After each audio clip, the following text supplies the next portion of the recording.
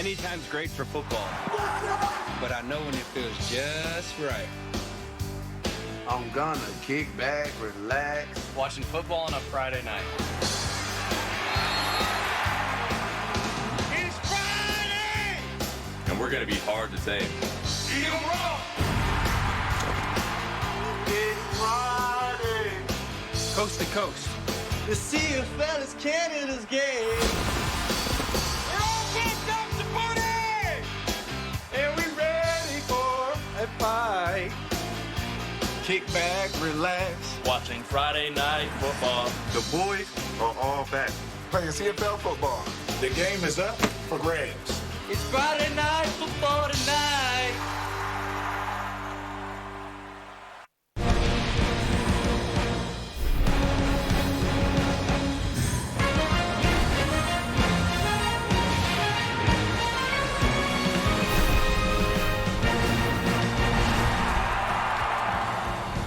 The Red Blacks and Lions on deck, and Dustin Crum will be manning the ship once again with Drew Brown still out. Ottawa in need of a win now more than ever entering play tonight. 2 points back of the Argos for third in the East, and things went well for Nathan Rourke and the Lions on Labor Day weekend with both the Bombers and Elks losing. BC also within striking distance of third place in the West. Lots on the line tonight. A little Friday night football. Thanks for joining us here on TSN. Laura Dykin, David Sanchez, as well as Paul Police. 8 weeks to go in the regular season. That is it. As we said, every game kind of having that added importance, and tonight, no exception. So if you're the Ottawa Red Blacks, Paul, what do you need to do to get the win here tonight? This is Captain Obvious. Real easy, though. Win the turnover margin. The BC Lions last in the Canadian Football League at -11. Offensively, the BC Lions, they turned it over 8th most in the CFL, -26 giveaways. So the Ottawa defense got to create a short field for their offense, young quarterback, giving them some short fields.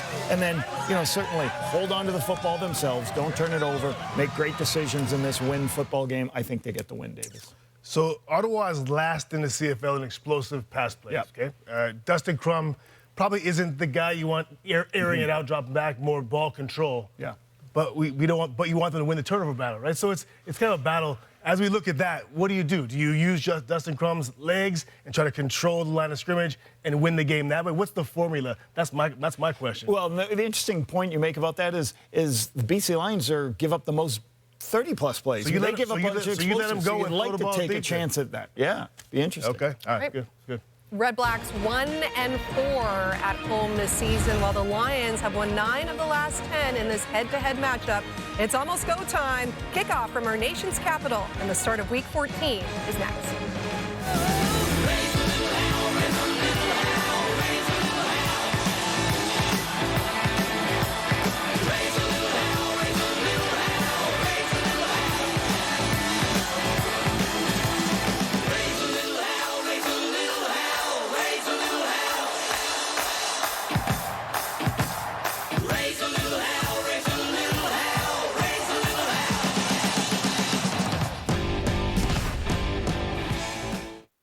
Laura Brown of Surrey, BC. This is your chance to win big thanks to Save on Foods' $1 million touchdown to win. If a kickoff is returned for a touchdown, you can win groceries for a year. If 2 are returned, you could also win $1 million. Good luck to you, Laura. Good luck to all the Lauras as we turn over to Marshall Ferguson and Dwayne Ford.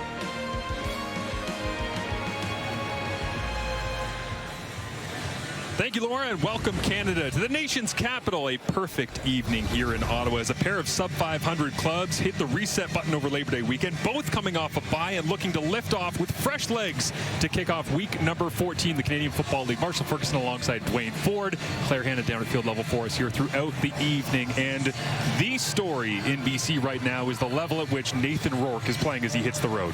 Yeah, Nathan Rourke looks like he has regained his 2022 form in which he was the league's most outstanding Canadian.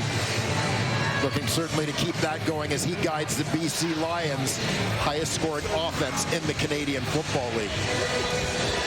And trying to put a stop to that is this Ottawa Red Blacks defense. A lot of their Burden is going to fall at the line of scrimmage where Mike Wakefield is one of the leaders of this Ottawa D. You wouldn't know it from that shot, but he's the jokester of the group as he gets everybody fired up inside that defensive line group. And there's Bob Dice watching on. He says they reduced the period time this week at practice coming off the bye, but ratcheted up the intensity. And Buck Pierce, of course, you see they're 3-3 on the road so far. He said coming to Ottawa, one of his favorite cities in the Canadian Football League to coach a football game. Lots of history, beautiful city, enjoys the game day experience. We'll see if he enjoys getting out of here with a victory as the BC Lions won the toss and they decide that they are going to take the football here as it drops down to the Lions 20-yard line. We're underway on Friday Night Football, tackled out at the 41-yard line, and Nathan Rourke hits the field with an opportunity to continue pushing to new heights the level of Canadian quarterbacking.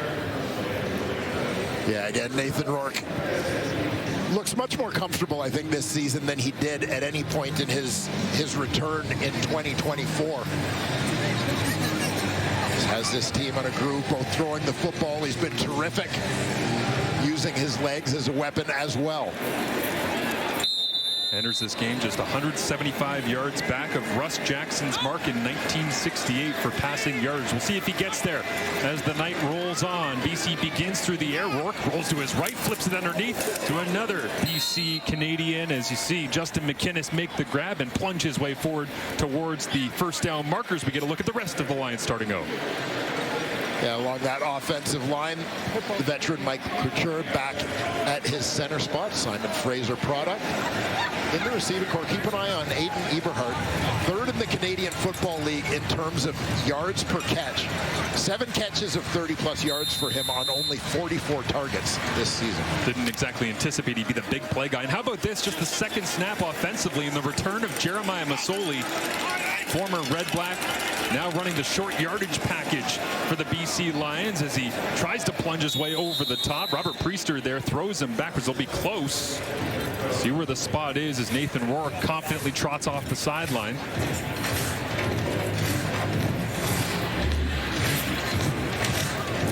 Well, it doesn't seem to be a ton of the usual pointing in the opposite direction from the Ottawa D.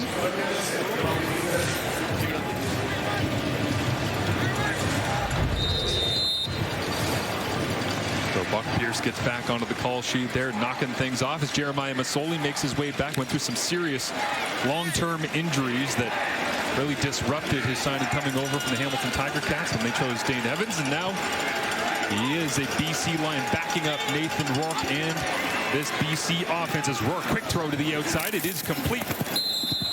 And it's Stanley Berryhill getting onto the stat sheet here as the Ottawa defense struggling against the passes in tough tonight against Rourke and company. As we take a look at this Ottawa defense, keep an eye on Blessman Ta'ala. He'll get some snaps at that defensive tackle spot. Cleon Lang put on the 6-game injured list this week. The Lions 2024 Rookie of the Year nominee, Ayinde Eli, will start at the weak side linebacker spot for Ottawa, and former Toronto Argonaut acquired via trade Mark Milton starts at the field halfback position. Yeah, a pair of former Toronto Argonauts at halfback here for the Ottawa Red Blacks. And Priester and Milton acquired via trade as Rourke wants to go for a run, thought about ripping it outside. And he will get wrapped up, and the Ottawa defense stands tall as looks like Javon Santos Knox right in the middle of the fray as always. Yeah, lane opened up here, but not to the extent I think that Nathan Rourke might have anticipated. Good job by Santos Knox. We know how slippery Nathan Rourke can be when he gets out on the perimeter. You do get an appreciation for just how talented the Ottawa defense is and how much they'd like to be able to make plays.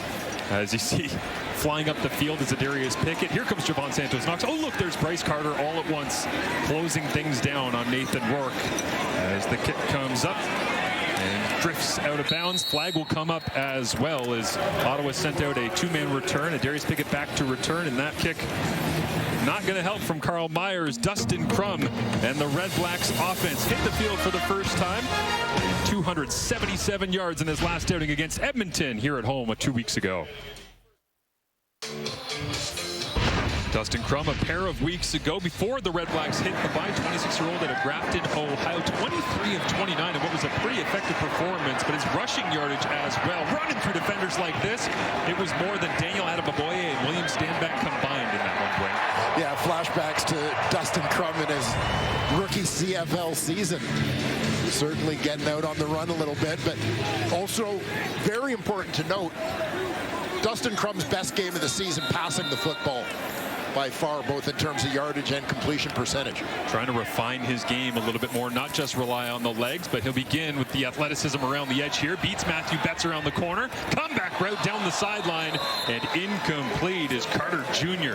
knocks it away right on the spot as we get a look at the Red Blacks starting offense. Yeah, and look for Ottawa to try and establish the line of scrimmage here offensively. Drew Desjardins certainly one of the people they will look to in that regard. And in the receiving corps, Gino Lewis, a couple of 100-plus yard receiving games for the well-traveled veteran. There's Bladdock, right guard, gets replaced by Jacob Ruby on this offensive line as Crum goes to work and the pocket collapses. Flag is up as well. But flying into the backfield here, it looks like Jared Tavai is the one that brings them down.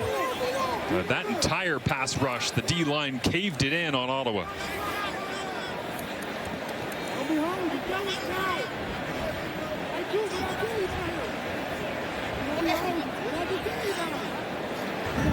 Illegal contact, BC, number 8.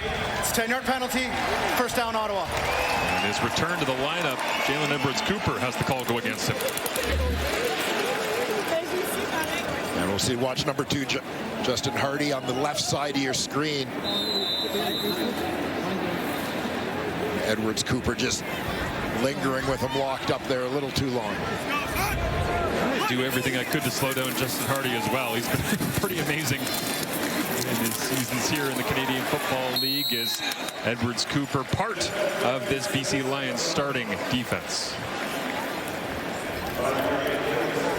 And on the defensive line, Sione Tehema out of the lineup. Kamoko Toure, who's been part of that rotation, will make the start at D end. Deontay Williams, who had been playing the field halfback spot, moves back to nickel, where he started the season. Jalen Edwards-Cooper and Cam Stone.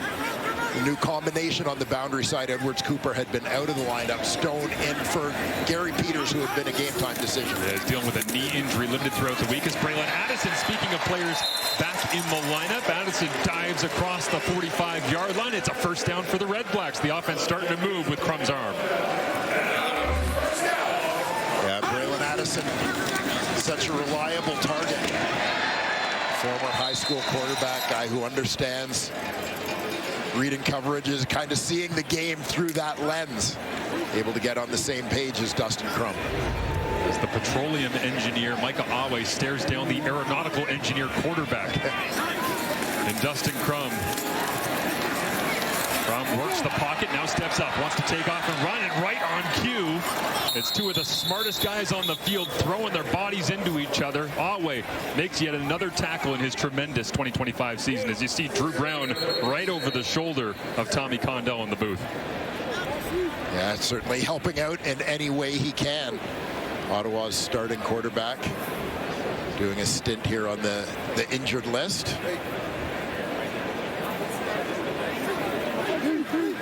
Dustin Crum, his replacement, trying to find some rhythm with this Red Blacks attack. He's certainly got plenty of weapons, despite the fact they lost Nick Mardner in the preseason, having Gino Lewis and Justin Hardy, Braylon Addison, Khalil Pimpleton all in the lineup here as we see the injured BC Lion down and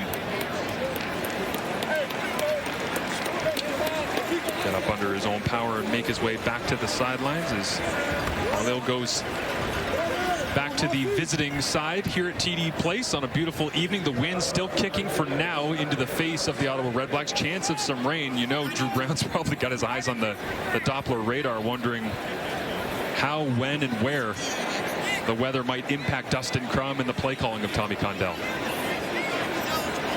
Yeah, it was interesting being down at field level pregame, particularly when the specialists came out, watching the impact of this wind in the kicking game.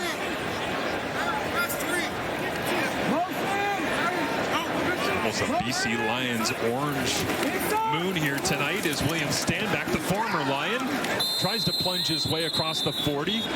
Won't be good enough to pick up the first down yardage, as he had a resurgent 2024 campaign with 1,175 yards on the other side of this matchup here tonight, but this one gets turned around before the marker.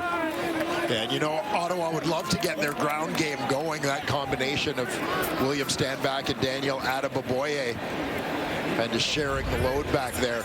Think about some of the opportunities that would open up for them offensively to use the mobility of Dustin Crum to its greatest effectiveness. Yeah, the Dan and Stan show, 775 combined yards on the ground so far this year, is now Richie Leone gets set to punt, and they'll go onside with 3 different players to the left side of Leone, hung up in the air and received comfortably by the Lions as they're across the 25-yard line. So Stephen McGee, as Nathan Rourke returns to the field, 3-game streak with 300 yards or more. Looking for another night of tremendous performance here on Friday Night Football.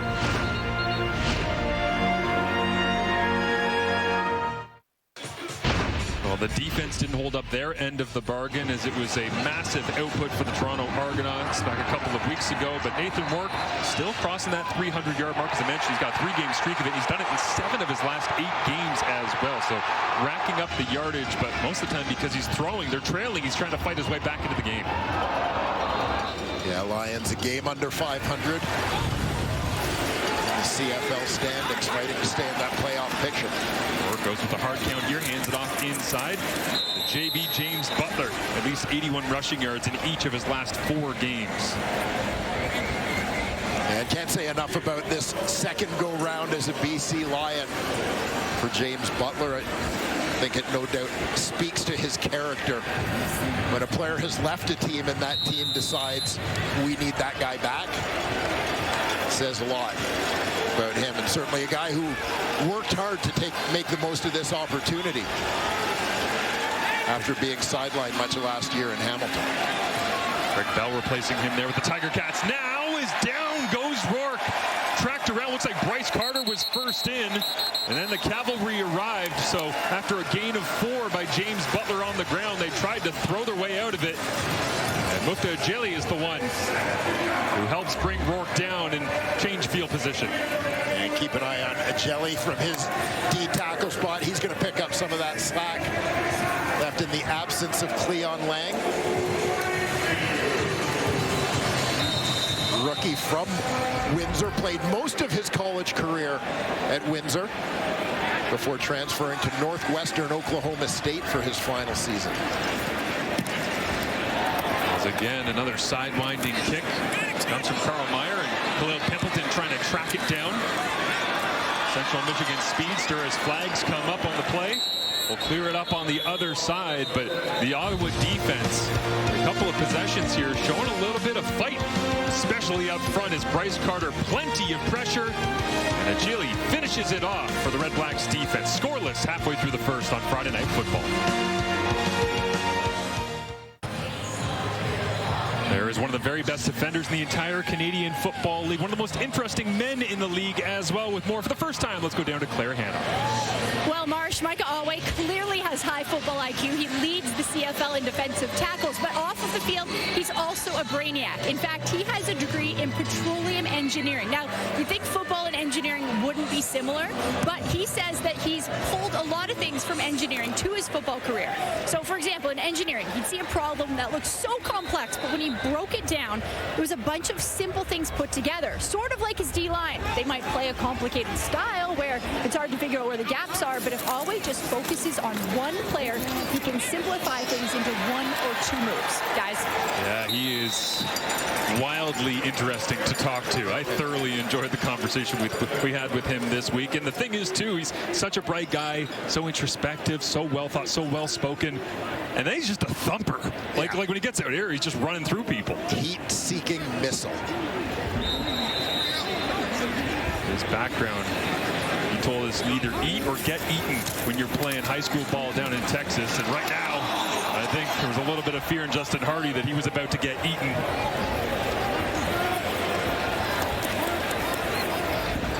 Micah Awe, a guy who plays the game with a level of ferocity. The BC Lions were looking to add some physicality to their defensive identity this year, and certainly the combination of Awe and Deontay Williams has accomplished that.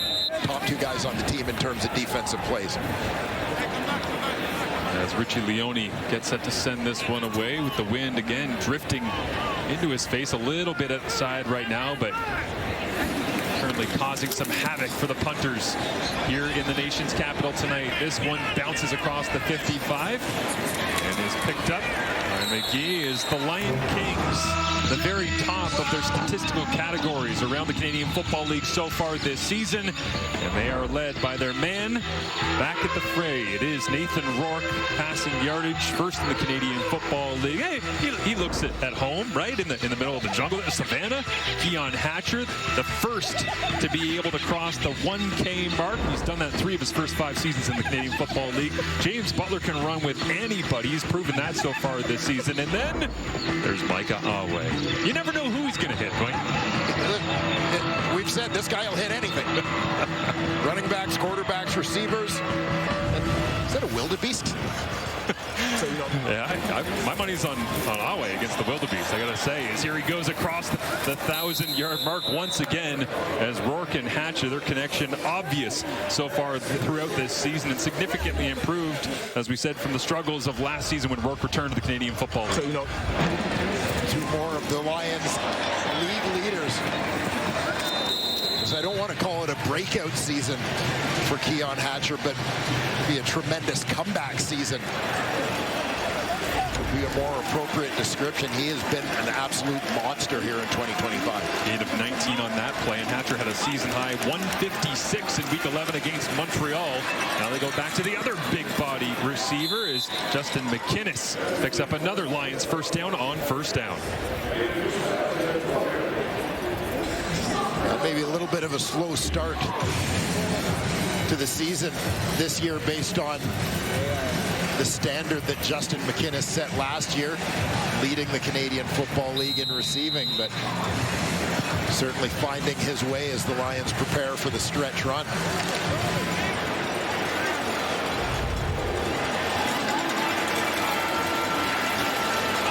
Third in the Canadian Football League right now is McInnes, chasing Nick Dembski and Keandre Smith, who had a tremendous Labor Day as Rourke was watching on, but now Rourke slides his way all the way into the middle of this Ottawa defense, picks up another first down with his legs, and is all over the place using them this season. Quarterback rushing, an added element to Rourke's game that we very rarely talk about, but is always present.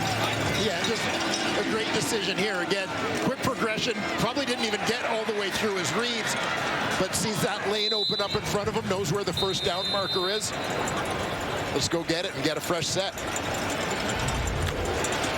2 quarterbacks in this ball game tonight combined for 40 quarterback runs, scrambles. That's not the short yardage stuff. Running out of the backfield. Rourke had 21 coming in. Crum had 19. We'll tag another one on for number 12, as this time he'll hand it off and let James Butler do the hard work up in between the tackles. As the Lions interior trying to get that push early on in this ball game. And that one goes for a gain of 4. Butler and Rourke, with both of those guys kind of ticking as they have this season.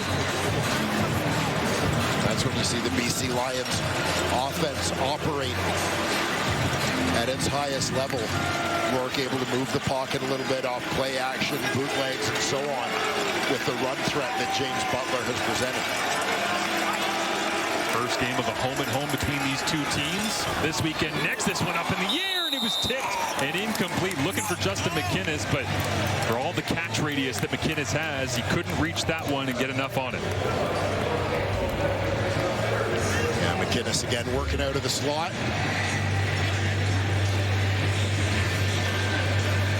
3 receiver set into the boundary here.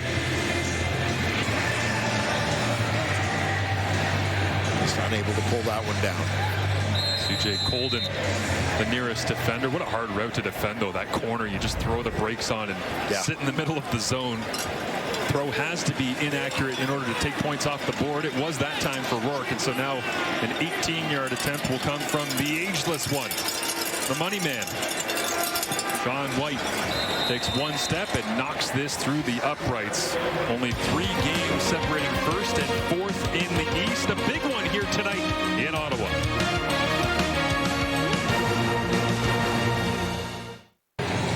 Low-scoring game right now on Friday Night Football between the Lions and the Ottawa REDBLACKS. Part of the reason for that is the work up front of the BC Lions defensive line. For more, here's Luke Wilson.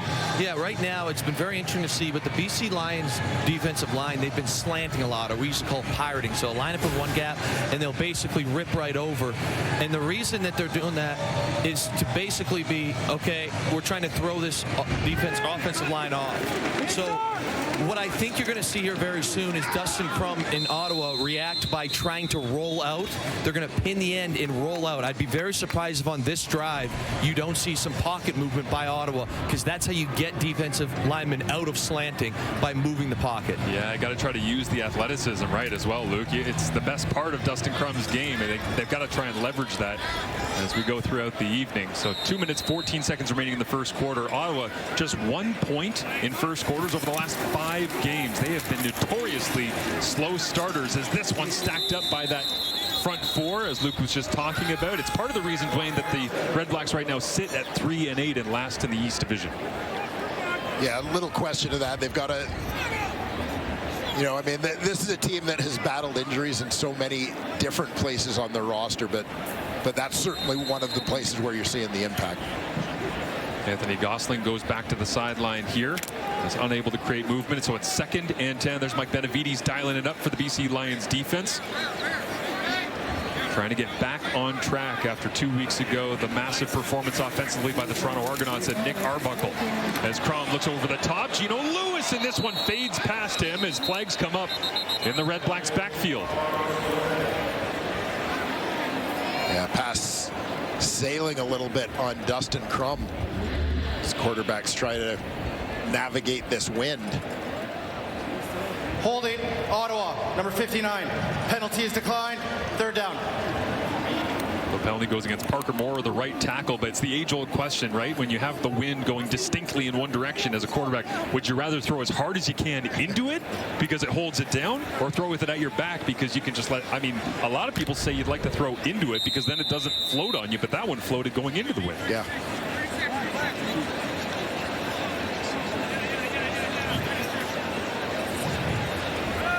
Richie Leone, a busy man in this first quarter as the Lions come after it, and he had to get that one away quickly.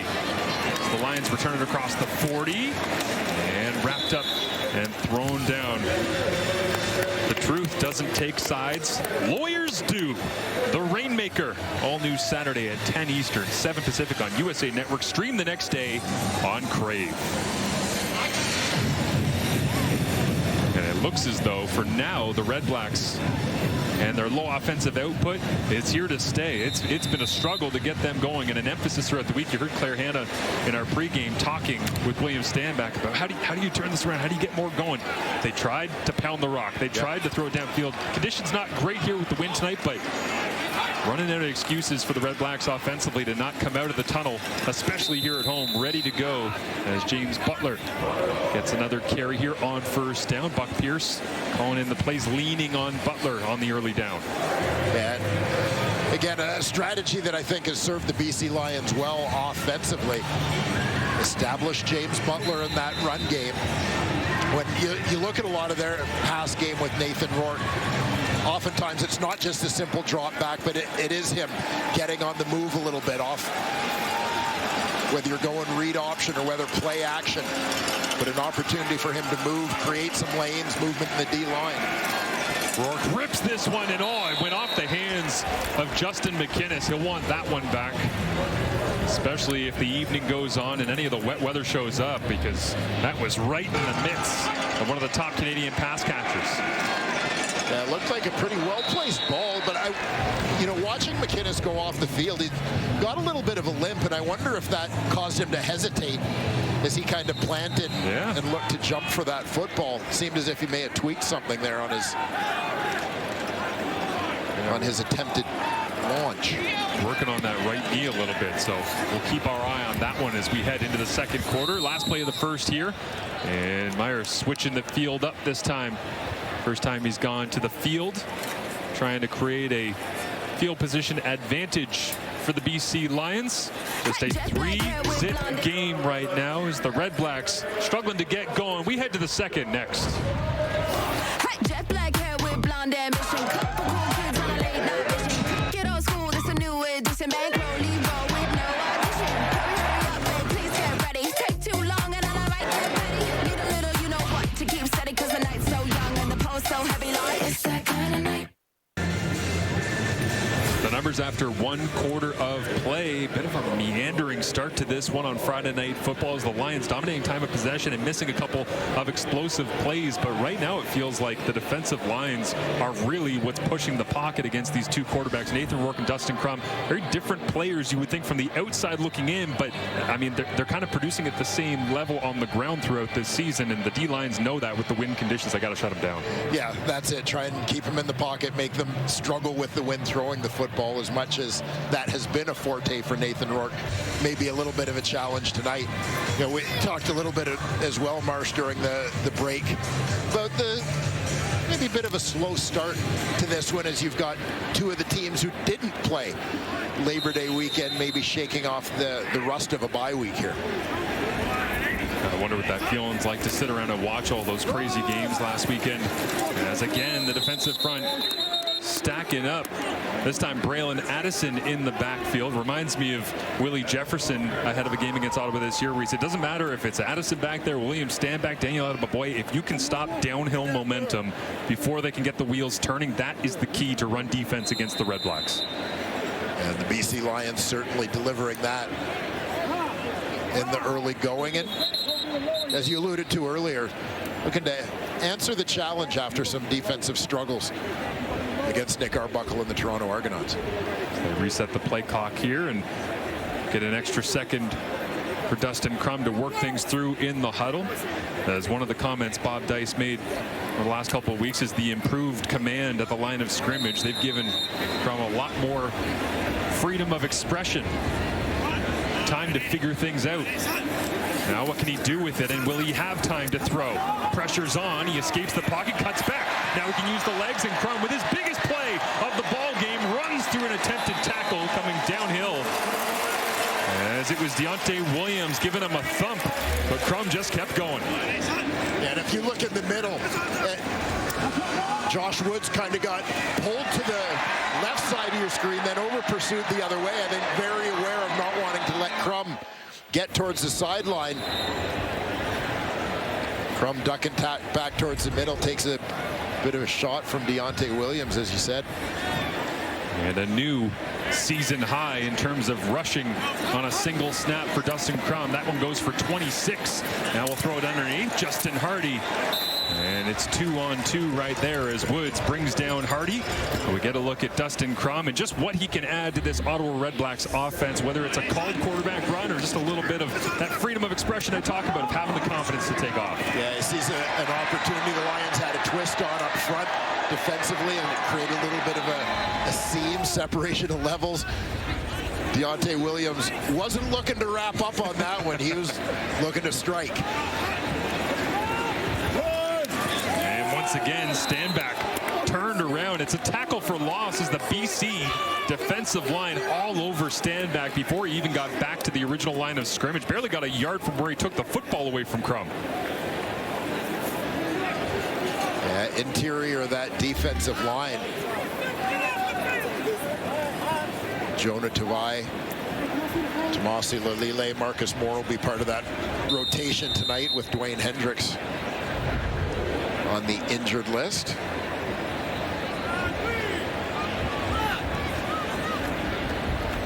As Leone sends it away. Again, the drifting wind at his back and playing that time with the returner, McGee. As he's wrapped up high, brought down, and Keon Hatcher in his last 4 games, 26 catches, 435 yards, and a pair of touchdowns, trying to ignite the BC Lions offense when we return to Friday Night Football in Ottawa.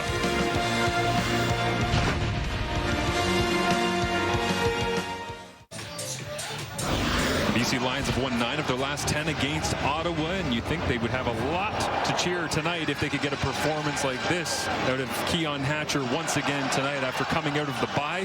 Hopefully the leg's a little bit more fresh, but he was consistent and relentless against the Argos.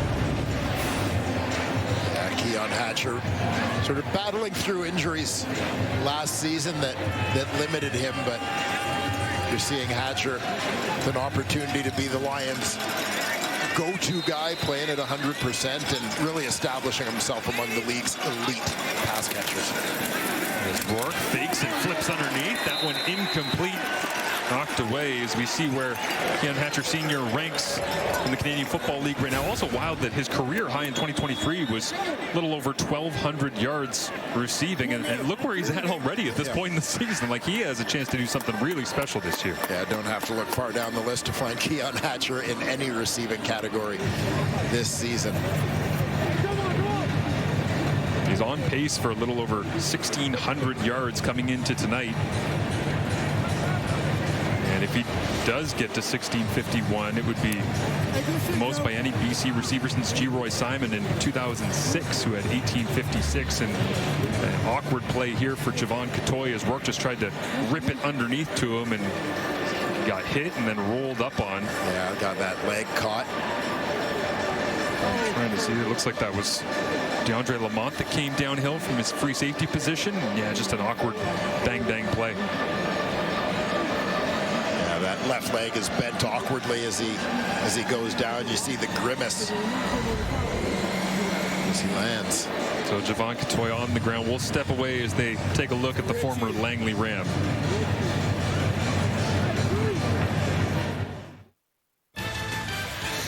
Get ready for NFL Sunday Night Football action as the Ravens go up against the Bills. Go Bills! Tune in at 8:20 Eastern, 5:20 Pacific on TSN and CTV. Is this the year? JA17, we'll find out. As Javon Catoy, great to see him up onto his feet and walking to the sideline. Hopefully he comes back into the lineup here as the man that they call Big Cat. He is a big cat. Big guy, super skilled, and one of the many unique talents in this BC receiving group is now we get a chance to see Aiden Eberhardt not going for that 20 yards per catch average this time, but former Wyoming Cowboy wrapped up and thrown down. And it looks like the punting unit will come out. I joked with them this week, if they call a screen pass for you, are you turning it down saying, no, I'm not catching that one, don't ruin my yards per catch? He's like, no, man, we need everything we can get right now. Yeah, need them all. Aiden Eberhardt having a terrific 2025 season. Great balance in the BC Lions offense. Everybody sort of getting an opportunity to contribute in their own way. Buck Pierce talked to us this week about the desire to have versatility in all those players, guys who can do different things, and they have accomplished that this season. Carl Meyer has another short kick that drops down. Flag comes out. And Khalil Pimpleton tries to turn the corner here. Gets all the way out to the 55.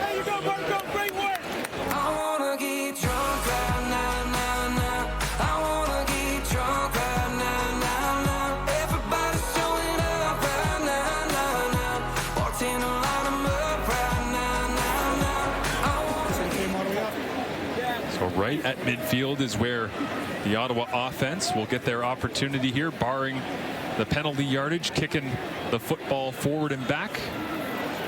It's just a 5-yard penalty expected here on likely a legal touch. We get a look at Ben Laddick. Every time I see Laddick, I can't believe how far he had dropped in the draft. It's my first time ever. No yards, BC, number 29. It's a 5-yard penalty for the end of the play. First down, Ottawa. I get it. The 2021 draft was a weird one, but that guy's better than 22nd overall. Yeah, and he has certainly demonstrated that over the course of his career.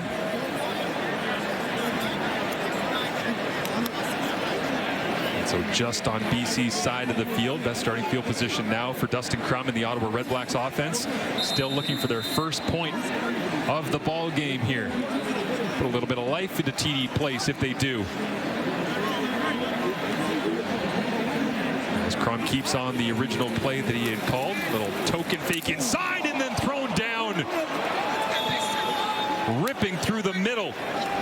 That was Marcus Moore bringing down Crum for the loss. And Crum never had a chance on this. Marcus Moore.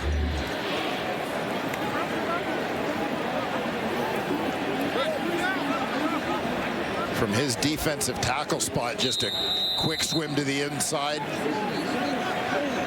Like Desjardins just overset a little bit too far outside on him, and Moore took advantage. I said on Labor Day that the Argonauts had second in Stony Creek. I think this is second in Gloucester, maybe from here. As Crum works to the right, back to the left, and Justin Hardy thrown down once again. As Josh Woods is all over him, the swarming BC Lions defense. We did not see this from them in the game 2 weeks ago against Toronto. Well, much to the pleasure of their leader, Mike Benavides. Defense swarming tonight, but it all starts with those guys up front. Dominating at the line of scrimmage. Makes it a whole lot easier for the guys on the back end when the offense is playing from 2nd and 20. Again, BC sending a decent amount of pressure right up the middle as this one bounces off the shoulder pads, and it has to be double caught in the air by Seven McGee as he does get on top of it. And the BC Lions backed up deep in their own end after Josh Woods ripping Justin Hardy back the other way. The Lions D has come to play. A family-friendly week for Bob Dice, and it continues as you see Shaka running around the field with the coach earlier on. He got an opportunity to spend some family time this week, something that is too few and far between with the grind of coaching in professional football. But hey, bring your dog to work day. Not a bad day, is it, Claire? Not a bad day at all. And Marsh, I don't think the timing of this bye week could have been any more perfect for head coach Bob Dice, because he got a chance to move his daughter Ava into residence at the University of Ottawa. Now, this was unique because his wife Amanda and 3 kids, they're based in Winnipeg, and when his son Tristan and daughter Brooklyn went to university, he wasn't able to help them settle in because CFL coaching duties. So Dice took Ava to the campus bookstore, they picked up supplies, they walked around campus to figure out where classes were going to be, and he says as a coach, you know, you miss out on a lot of things like this. His advice to other parents: enjoy the time, they want to be with you, because at the end of the week Ava couldn't wait for him to leave campus and get back to coaching, guys. Yeah, absolutely. She was looking forward to living a little bit of the independent life, maybe. As there is an injured Red Black down on the field, and Dice watches on. But it really did sound like he had found a little bit of peace throughout the bye week, and knowing this has been a difficult season so far, but anything is possible right now in the East Division, and he needed to kind of reset with the family. Yeah, no, great for, I think any coach in the Canadian Football League will tell you that's one of the priorities of a bye week, and kind of nice that it was able to happen that way for Coach Dice. As we get a look at the throw here, well, Claire was talking about head coach Bob Dice and his ability to enjoy a little bit of downtime. This is one of the things that he did not enjoy. And in the last home game against Edmonton, Daniel Opoku was down for a while. And of course, the coach had to go and visit, check in on him. And it looks like this is Robert Priester on the bottom after trying to get skyward and knock that one away from Justin McInnes. And again, great to see, just like Javon Catoy, Robert Priester up onto his feet. Gets a round of applause here from the Red Blacks faithful as Aiden Eberhardt comes over to check in and make sure he's feeling okay.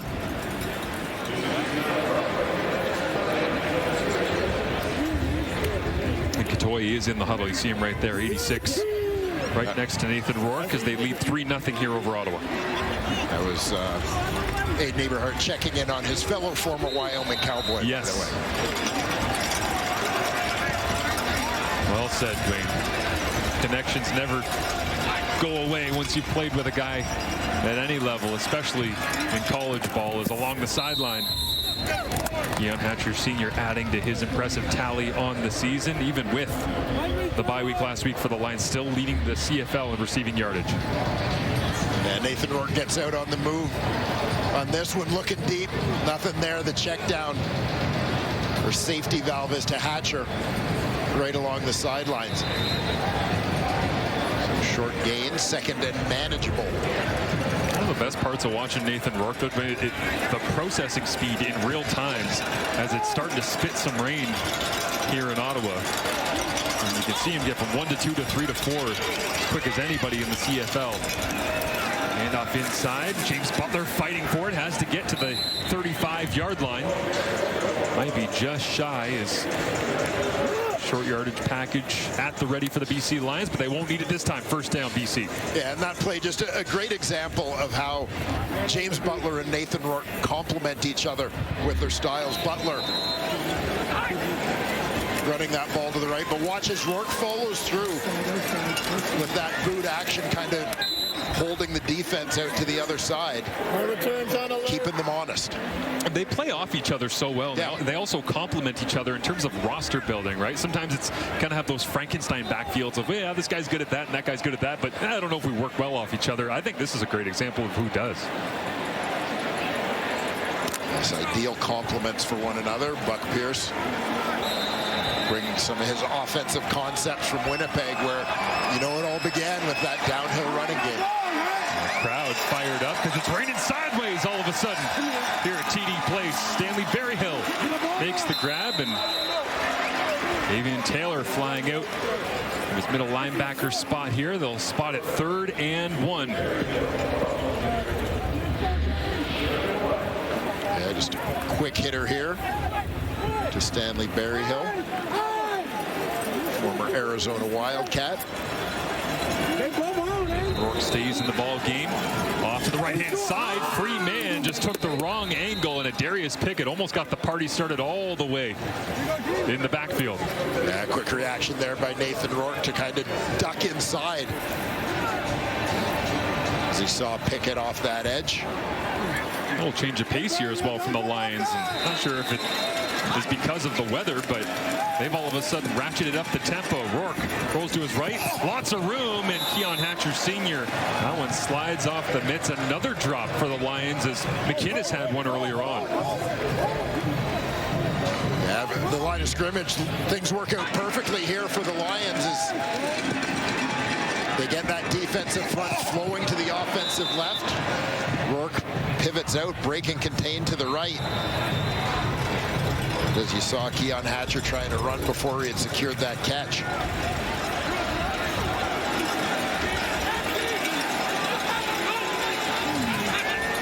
Back to work they go, and Berryhill. No snap came up, no one reacts. Very nearly had the flag as now McInnes turns to the outside, and he's got the sideline. Down he goes and trying to get in the way on what could have been a disastrous play for the Lions. Instead, it's a big gainer from Justin McInnes, and yards after the catch, not always the way he gets it done, usually down the field. But this time, a quick hitter, and they want to go fast back to the line of scrimmage. Yeah, McInnes, the number 2 receiver, second from the top of your screen. Quick hit, spins out, gets to the sideline. Handoff inside for the Lions, quickly getting after. As you see, 3 big plays per game so far this season. The problem has not been the explosives for the BC Lions offense. It's the other 2 phases and giving up too many big plays and not having much of a return game. One of the statistics that jumped out for me this week in looking at these teams is just seeing the BC Lions first in the league in offensive points per game, but down to about 4th in total points, where other teams are getting defensive scores, special team scores. The Lions haven't had that.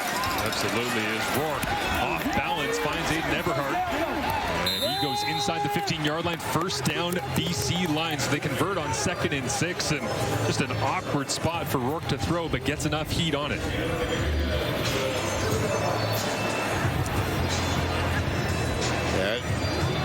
You know, as terrific a year statistically as Keon Hatcher has had. Rourke throws this one down and away.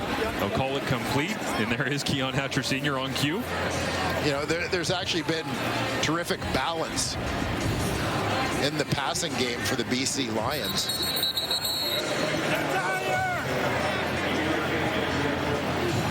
Javon Katoy, 5th leading receiver on the team. He's over 450 yards coming into this one.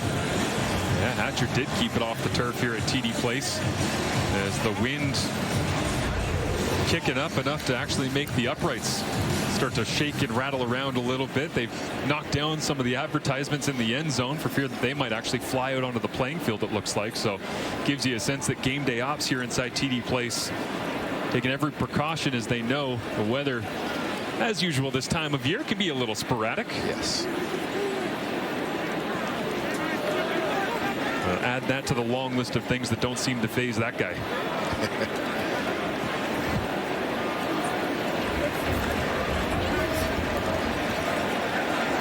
Nathan Rourke, second highest drafted quarterback in CFL history. Just wondering, with the flag ripping that hard, if we got on a boat right around Brockville, how fast could we get to the other end of Lake Ontario with the wind at our back going that hard? Dwayne, what do you think? I don't do boats, Marshall.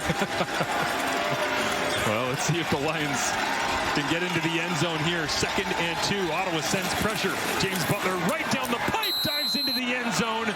Touchdown BC, and it's the 9th major of the season for JB.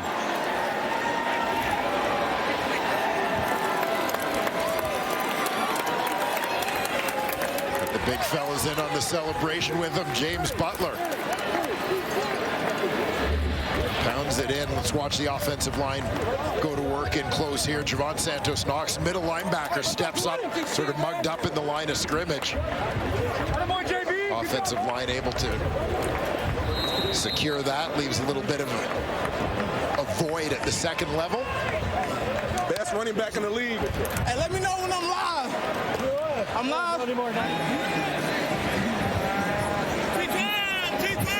There was a dozen plays for 100 yards, a quality long drive for the BC Lions.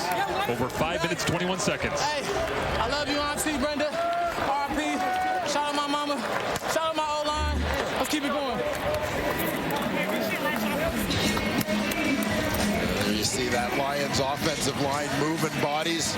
Butler getting north-south in a hurry.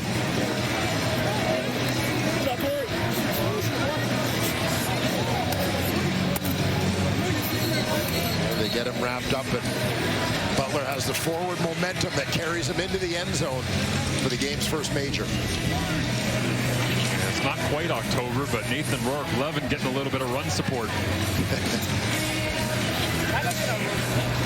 One of the moments that actually kind of caught me off guard in warm-up here tonight in Ottawa, Dwayne, was James Butler at the end of warm-up, before they put the pads on, kind of the early outs where people are out and getting loose and stretching all the rest. Full sprints, like 40-yard dash, like he's at a combine. Did 3 or 4 of them up and down the field. And off and running was the BC offense on that drive. Again, 100 yards on a dozen plays. And nearing double-digit touchdowns on the season now is James Butler. We'll see whether or not he can reach that mark here tonight as a sidewinder drops down to Khalil Pimpleton. Fields it cleanly despite the wind and the rain. And Pimpleton trying to get to the outside. Wrapped up and tackled at the 47-yard line. Well, pretty good starting point here for the Ottawa offense. Let's see what kind of response we get here from Dustin Crum and company. And this is the question for Ottawa, right? They haven't led at any point in the last 2 games. They've been down by at least 15 points at some point in a ball game, 8 of their 11 so far this year. Even with a backup quarterback in, can they dig their heels in and refuse to let this night just drift past? They'll begin with a swing out to William Stanback. This is a great start. And Micah Awe, never in doubt, chases it down on his former BC teammate. Yeah, you'll see Stanback right at the bottom of your screen. He's just going to swing out the receivers. Do a pretty good job getting their blocks, creating a lane for the running back. Awe continues to hunt, leading the Canadian Football League in tackles on the season. Dustin Crum's got 3 minutes to get on the board here in Ottawa.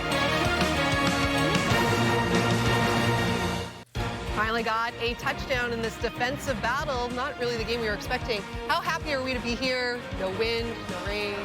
Great conditions out there. Great. Nice. You got us coming up at the half as well. We'll hear from the crew in Edmonton looking ahead to Super Saturday.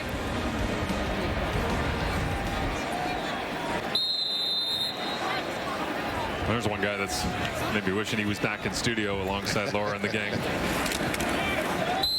Inside run, pounding it forward for a first down here. They convert inside the 3-minute warning we go. And the Red Blacks trying to find some offense. Gino Lewis back out onto the field here and wonder if they can go to their big play receiver down the field. But mostly Addison and Hardy underneath so far in this one. Still looking for Gino to have that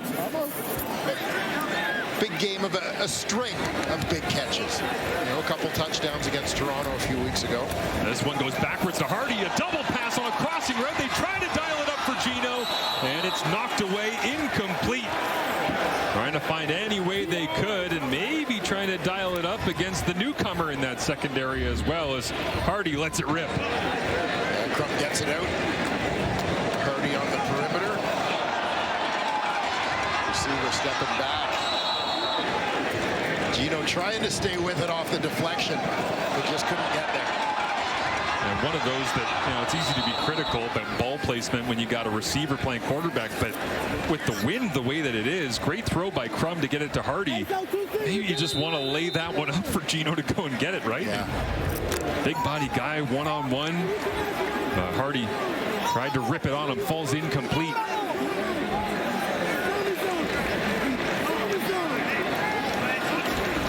Wind howling now with the rain at the back of Dustin Crum. He gets it into the flats. William Stanback. Oh, he might have stayed in bounds there for a little bit of extra yards after the catch, but it is a first down for Ottawa as the conditions, I know it's hard to tell at home, but rapidly changing from terrible to great to terrible.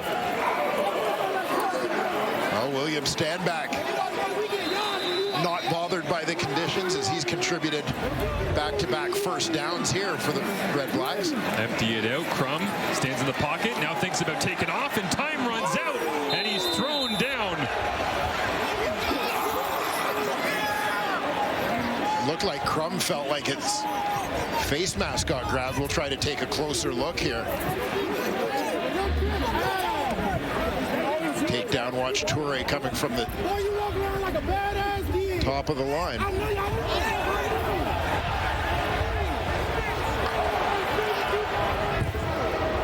Oof. Yeah. Definitely got a hold of the mask there. So for now, Toure, his third sack of the season. But did he just get his hands in the wrong place? He would have had the sack regardless. Yeah, you'll see he's coming from behind. He's just trying to grab. It's one of those inadvertent ones, but definitely got the hand in the mask. Yeah, no question as the replay center takes a look at things. After automatic review by the replay center, we have face mask, BC, number 58. 15-yard penalty and an automatic first down for Ottawa. Nice chunk of extra field position here as Bob Dice watches on, and maybe a little upset that one wasn't caught in real time as they had a little bit of mojo going with the Ottawa offense for the first time. And I think from an Ottawa point of view as well, you get it works out okay, but you worry about your quarterback being taken down hard on what was an illegal hit. Absolutely. The Toure digs back in. Full house backfield for now. They'll empty out Justin Hardy. Fake the run inside, and now flipped into the feet of William Stanback, incomplete. And again, tough conditions as it rains sideways in front of us here in the broadcast booth at TD Place. And you can see the Red Blacks as it's been a struggle trying to get the run game going against this BC Lions defense, but we've seen them find other ways, high percentage ways to put the ball in the hands of William Stanback. It's been the foundation of their success on this drive. That's what they're trying to do. Unfortunately, that one came off the hands a little awkwardly for Dustin Crum. Falls short. After missing the throw, Crum also took a look at what looked like his left hand or wrist. Wonder if he got thrown down onto it on the Toure face mask. And a second and long, and another great throw this time by Crum, but off the hands of Justin Hardy, always reliable, but we've seen it from Keon Hatcher, Justin McInnes, and now it is Hardy taking his turn in the sin bin. It can often be a subtle thing when you deal with a wind game that we may not notice it necessarily from the booth or on TV, but sometimes just the flight of the football could be, and as a receiver kind of judging it coming in at a high speed, sometimes that can play some tricks, and wondering if that's what some of the top receivers in the league are battling out there right now. As Lewis Ward gets to take his turn to deal with the conditions here. 2:13 remaining. The kick will come from 32 yards away. You can even see from our camera there the end zone shot hanging up high in the wind, the uprights swinging.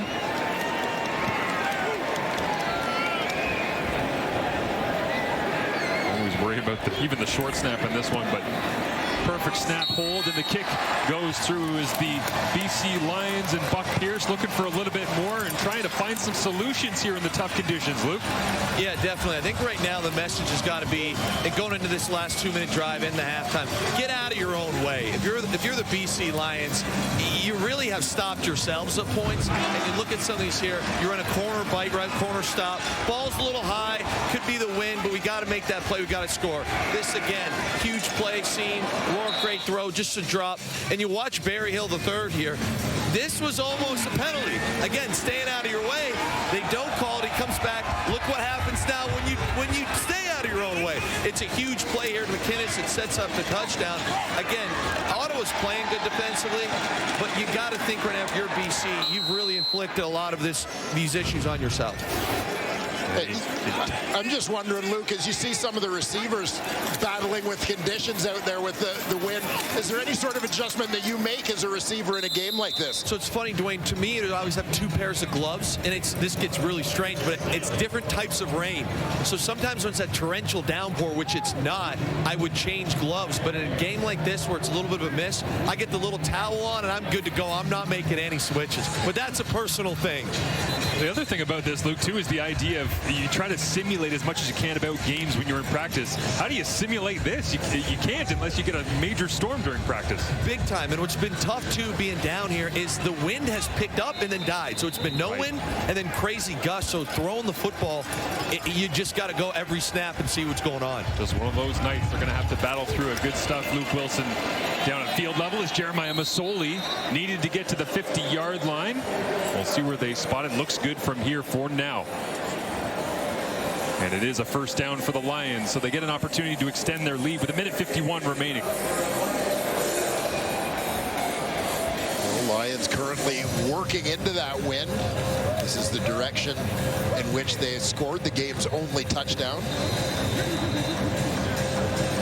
Again, I want to say that it's into the wind, but as Luke just said, it's gusty, and then it's nothing, and then it's gusty going sideways to the, from your on your screen from left to right, and then it turns and heads towards the south end and then the north end, all over the place. And now a fumble in the backfield and trying to get out of their own way. BC fails that time as the exchange sloppy between Rourke and Butler, and Lorenzo Molden steps in to finish it off. And we'll take a look at this one. Looked like,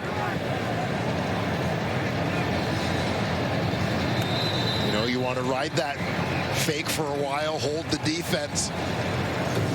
But Butler maybe not sure if Rourke was going to give him that one. Ball ends up on the ground. The Lions did well. Actually gained a yard on the play. So Rourke with 2nd and 9. 4-man rush, goes to his left. Berryhill makes the grab, has to fight around the edge. That one punched out as Milton came in with the massive chop right at the football.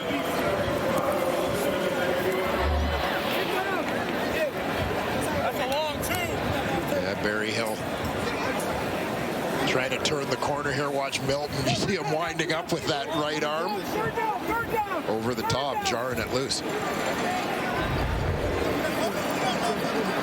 Mark Milton previously had stints with the Hamilton Tiger Cats.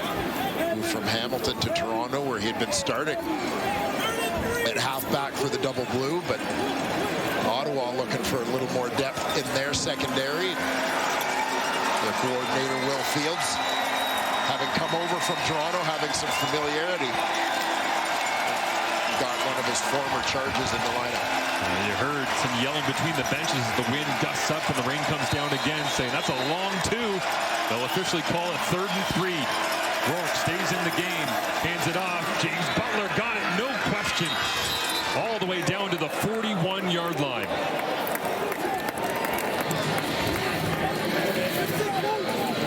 And with 3 yards to go, I mean, a lot of this, the success of this play to me has to do with the uncertainty of, you know, is the ball going to Butler up the middle? Is the ball staying with Rourke on the perimeter?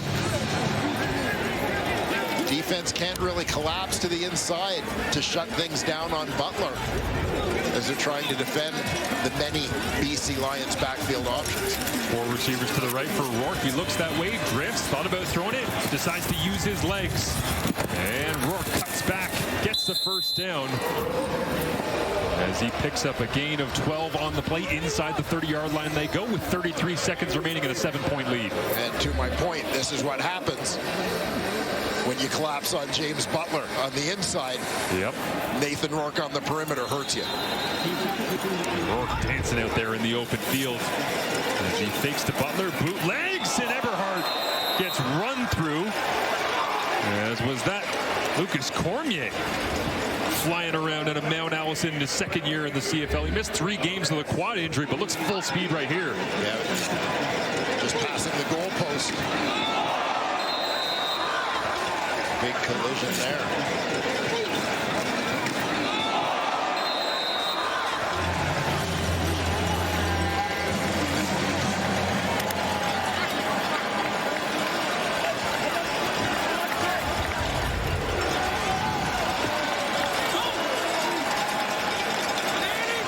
Berryhill loops around in the backfield. Rourke looks his way along the sideline, steps out of bounds. Spotted at the 15-yard line, and another first down. 3 seconds remaining, and Buck Pierce sends out the field goal unit with Sean White. Yeah, they don't want to, as much as they'd love to take a shot at the end zone, I'm sure don't want to risk leaving this drive empty-handed. You could see Buck Pierce, as soon as Nathan Rourke looked to him on the sideline, kind of wish, give me one more, and Buck went, no, come here, good job. Yeah. Good, that was a great drive into drifting wind and rain. He sets up Sean White from 23 yards away. This one, not easy, regardless of the short distance, but the veteran makes good, as he's done so many times over in his CFL career. And so the BC Lions will get a choice of the ball or which way they want to go, which could be very key considering the conditions as it stands right now. What's your preference and where do you want to go? But no doubt the running game has been important here early on for the BC Lions. Yeah, James Butler and that offensive line setting the tone, creating opportunities in the passing game. James Butler finding some big gains up the middle, including the first touchdown of this ball game. And you wonder who got into the end zone the only time in this ball game. The Butler did it. James is with Claire Hanna. James, I saw one of the tables on your sideline flip over. It's rainy, it's windy. What kind of adjustments are you making with this weather? Well, I mean, whatever Buck wants to call, man, we just gonna have to run it. But we know this is Ottawa. I say every time I come to Ottawa, if it's not raining, it's about to rain. You got your 9th touchdown of the season in that first half. How is that going to give you guys some confidence, especially with your run game moving on? Yeah, we just got to keep scoring 7s, not 3s. We've been selling for a couple of field goals, so we're just trying to get the end zone as much as we can. James, thank you. Thank you. Okay, Laura, over to you guys in that dry, warm studio. Yeah, sorry, Claire, we don't want to rub it in, but you're always the professional. She comes prepared. She's got the hat on. I think James Butler auditioning to do the weather, perhaps. And it's not raining yet. It will be in 2 seconds. Yes, welcome back here inside the studio with Paul LaPolice, David Sanchez, and Laura Dyken once again. Well, we heard from one of the starting running backs in this game. In the pregame, we heard from William Stanback when he was speaking to Claire, saying this team needs to get off to a quick start. Well, they still have only scored 1 point in the first quarter, now in 6 straight games. So what is going on with this Red Blacks team, Lapo? Yeah, and there's one thing I wanted to start with from a football IQ perspective. When you have a rain game and you have a weather game where the wind is this bad, I want to compliment the BC Lions. One thing they did. They went on a 12-play drive, 100 yards, took 9 minutes off the clock. Yep. And they were into the wind. And what that means is the team with wind always gets better field position, so hats off the BC Lions there. But the biggest thing the BC Lions are doing, they're stopping the run. That was my concern coming into the game. William Stanbeck right now has 5 carries for 4 yards. So the D-line, Tavai's getting in there to make negative yardage plays. They've made a couple of second and short stops to make sure that they're doing a good job of like saying, hey, listen, we're not going to let you run the ball. Now that the weather's getting worse, they knew that Crum, Stanbeck had to run the football. And then passing game-wise, they've done a pretty good job, a couple of sacks early in the game too. So their ability up front after, they've struggled a little bit in some of those areas the last couple of weeks. Here's a big sack here. Dent in the pocket. This was a penalty that got the first down, but I like the pressure. You see Matt Moore here, Marcus Moore here get this one. Nice move for the other sack later in the second quarter. So, the D-line is really responding very well, stopping the run and sacking the quarterback. And that was the thing. We were curious to see what kind of response they would have because, 2 weeks ago they gave up that, what was it, a 50 burger? 50 burger. 50 burger to the Argos. The Lions, we know all about this explosive offense. Nathan Rourke's been getting his yards. I mean, he's 14 for 18 for 150. But, again, with the weather conditions the way they are, you have to take advantage when it's calm, when it's calm. And we just heard Lapo say that drive that BC put together that led to the only touchdown in the game, they were able to do that. How? Yeah, absolutely. Yeah, before I go there, I just wanted to mention with Lapo, game script, we talked before the game. What was the formula for Ottawa to win this game? Is to get ahead, to be able to run the ball.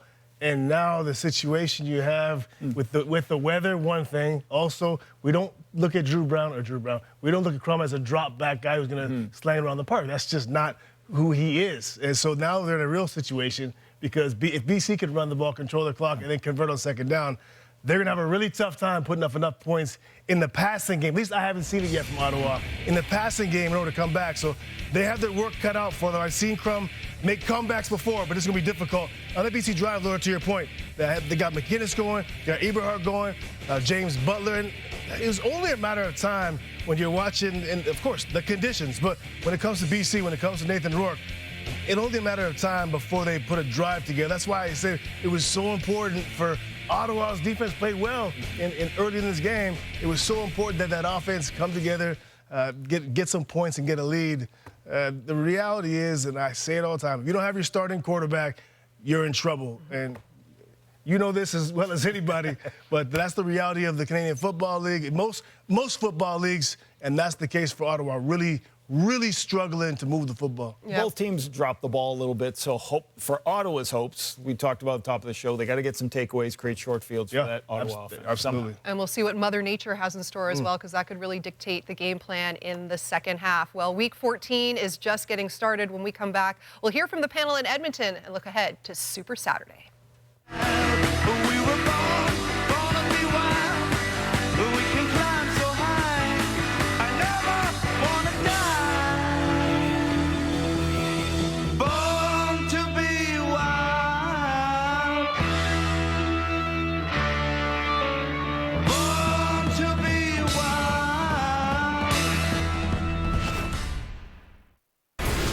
Just a reminder was what is coming up on Super Saturday. 2 points separating Hamilton and Montreal in the East. When it comes to the Banjo Bowl, the Bombers have won the last 5. And the Battle of Alberta, it is the Stamps undefeated against the West this season. And get you all set, let's go to Edmonton, where we say hello to Kate and the other panel.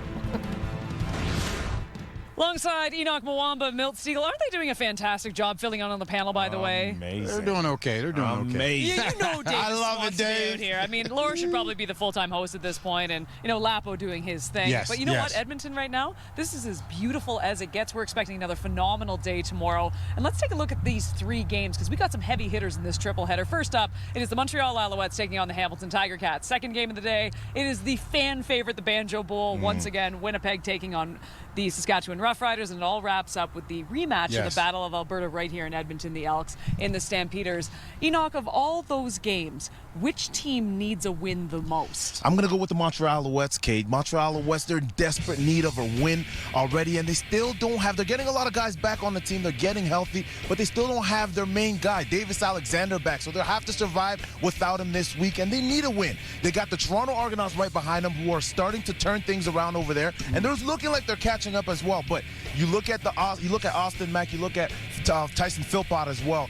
They need to come in and make James Morgan a little bit more comfortable so they can pull this win out. But like I said, the Toronto Argonauts are coming right behind them. Yeah, Montreal, they definitely need a win, but I don't think many people are expecting them to win just because of what you spoke of. No Davis Alexander, but they definitely need to win. But for me, it's the Winnipeg Blue Bombers. You think about the situation they're in right now. They're in third place. They're 6 points behind Saskatchewan, 4 points behind Calgary Stampeders. And if they lose this game, they're 8 points behind Saskatchewan. And there's a good chance Calgary's going to beat Edmonton. Then they're 6 points behind them. And if BC wins, now they're tied with BC. Now you're looking at crossover, and they're possibly being out of the playoffs. That's not the position they need to be in. They'll have another sellout crowd. They have some players coming back. Yes, they lost Sean for the year, but they have a Wilson coming back. So they have some weapons that they can get it done in front of that home crowd. So for me, it's the Winnipeg Blue Bombers. They definitely need to win the Banjo Bowl to have an opportunity to maybe make the playoffs. I will agree with both of you. It's actually 1-2 for me, but it's the Montreal Alouettes. They went winless in the month of August. All these injuries, but they are getting 4 starters back. But on the flip side, if Hamilton loses as well, too, I mean, they're on a bit of a dip. Yeah. Some fascinating games. Should be a wonderful triple header. Laura? We're looking forward to it. Don't worry, Kate. Just keeping the seat warm for you. Hi to Big Joe and everyone watching the Red Blacks and the Lions. BC up 10 on the home side. Second half is coming up.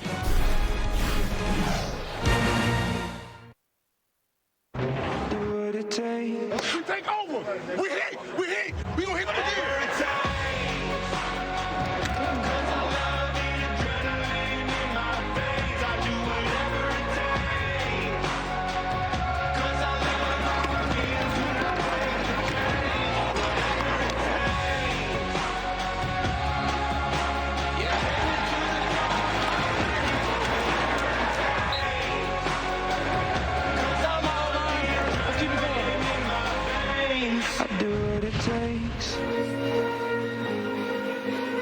Welcome back to Ottawa here on Friday Night Football. Both teams coming off a bye, and both one coming off a bye earlier this season. If the Red Blacks want to continue that trend, they've got some work to do. We'll see if Bryce Carter can get into the backfield. He's with Claire Hanna.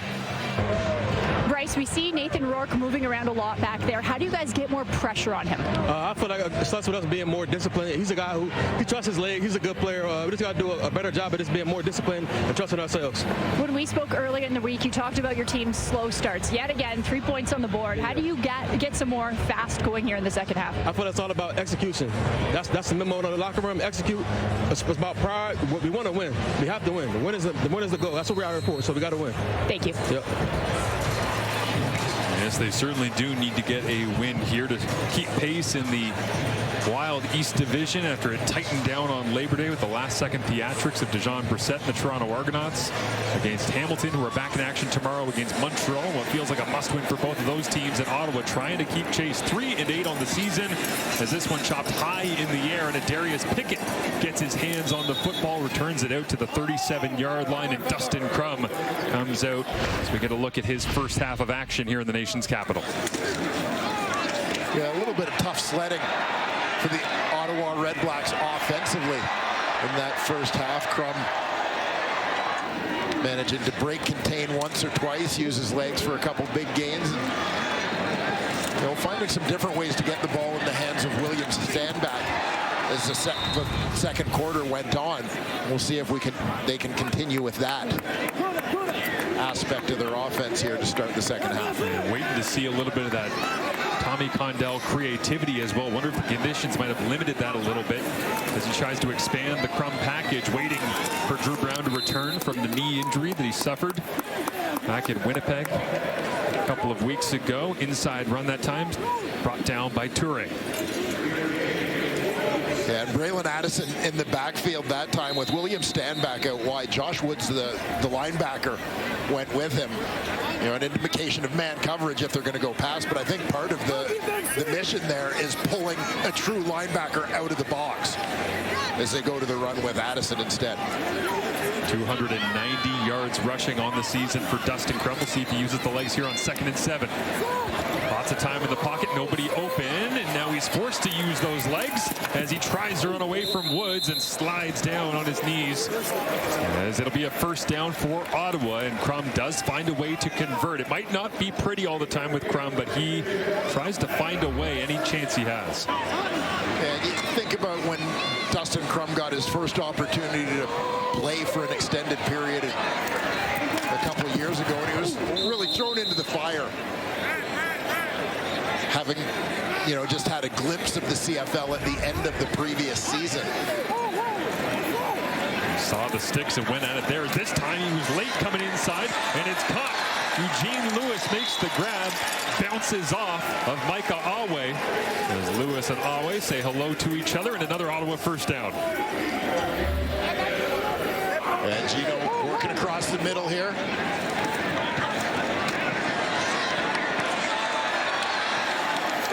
Does a pretty good job staying on his feet off that big collision. Spinning to get back upfield and pick up a few yards. Crum pops this one underneath, trying to get Khalil Pimpleton going here offensively on first down.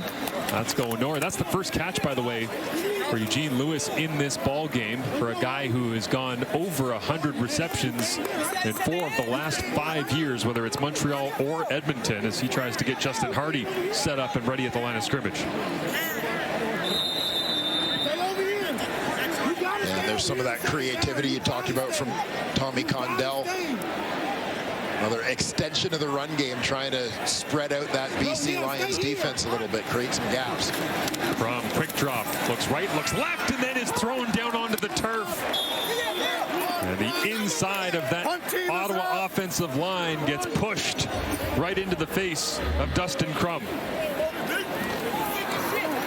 And here you see Jonah Tavai. Just a bull rush, gets that inside edge as you saw him, use his power to get separation from the guard Jacob Ruby. He's then able to beat him to the inside. Decent amount of penetration for the BC Lions in the punt game here as well, but this time wobbling spiral will drop out of bounds inside the 10-yard line. Nice boot by Richie Leone out of bounds, but it's Jacob Ruby in at right guard for the injured Darius Bladdock, getting beat by Jonah Tavai, who brings down Dustin Crum to get things going.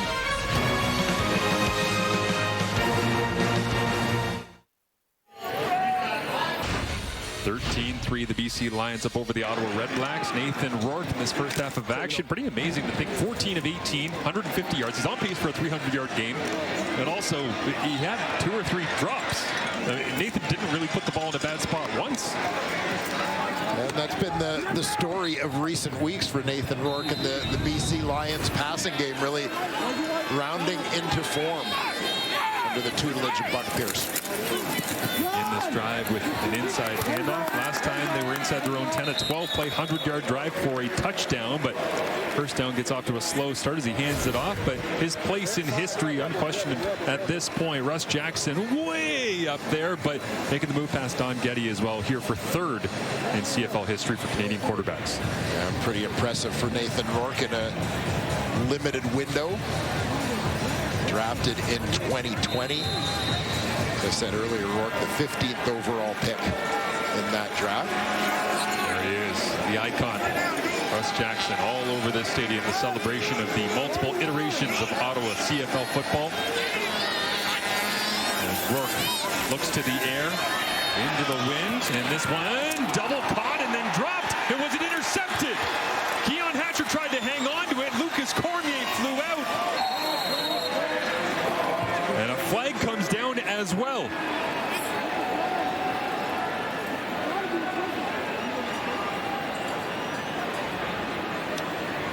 And Bob Dice already hands on the challenge flag there. Justin McInnes is the referee.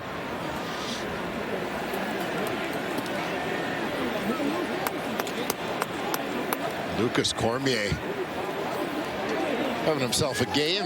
Big hit a little earlier on Aiden Eberhardt. And the Ottawa offense coming out onto the field here, so this must be going against the Lions. You can hear the appreciation from the TD Place crowd, and Cormier celebrated by his teammates. Yeah, just a good job rallying to the football. As you can see, he's covering another receiver. But just anticipating. Illegal interference, blocking downfield, BC, number 18. Penalty is declined. First down, Ottawa. So Cormier is the one who gets blocked illegally down the field, fights off that from Justin McInnes, and gets the interception. Yeah, good things happen when you're under the football.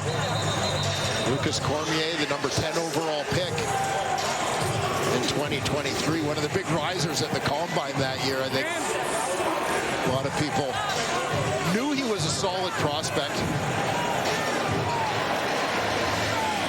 Playing at Mount Allison, small school, smaller conference. Wanted to see him against some of the other top prospects, and Cormier certainly shone. And now finding his way in the Canadian Football League.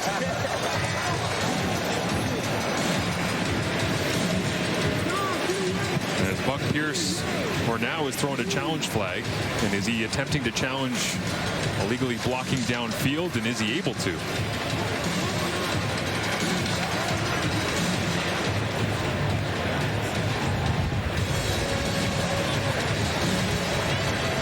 Would he have to challenge for something pass interference related while the ball was in the air?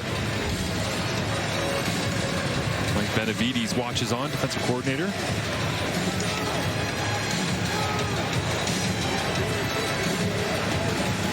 We'll take another look.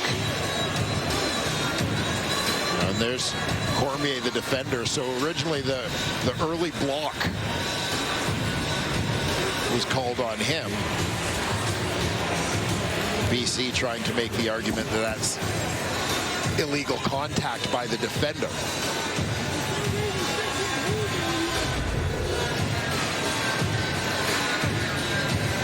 And Justin McInnes working through it with the CFL Replay Center.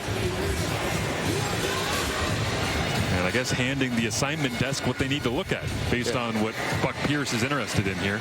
And we'll wait for the explanation here. Is it maybe that they're looking for defensive pass interference where the ball was actually thrown as opposed to illegal contact further up?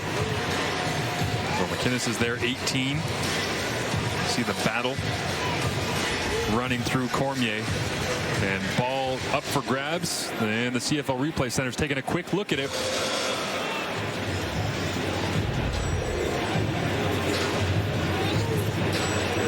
Challenged the previous play for defensive pass interference. After review by the replay center, the ruling on the field stands. It'll be first down, Ottawa. And so Lucas Cormier has the interception. Side note, Jeff Cummins, former CFL defensive lineman, Acadia Axeman head coach, 20 years now. Congratulations to Coach Cummins out there in Wolffoot. But I remember him saying to me, yeah, Mount A's got a freak. Like I talked to him one day, just said, you're not going to believe this kid at Mount A. We got to put up with him for another year or two. It was that kid, Lucas Cormier. Now can the Ottawa offense cash in and make this a single score game? Dustin Crum hands it off. William Stanback smells the end zone, lunges forward. Touchdown, Red Blacks.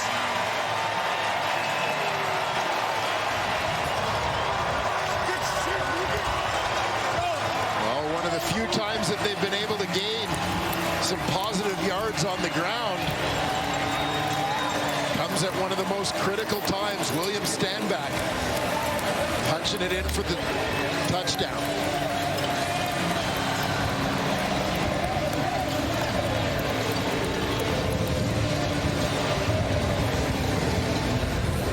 Fireworks went off on the touchdown, and Stanback gets the hammer there. The smoke from the fireworks disappeared in record time thanks to the wind. That's totally cleared out. No rain right now.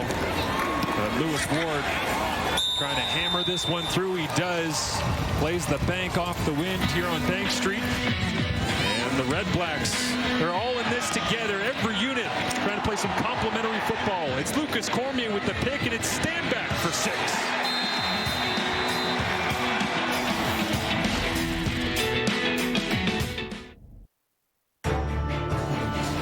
The U.S. Open continues tomorrow with the women's final at 4 Eastern, 1 Pacific. Catch all the action on TSN. Arina Sabalenka against Amanda Anisimova as they will battle for the U.S. Open crown. As here at TD Place, William Stanback, you would think maybe that, you know, a little excitement, a little former team touchdown.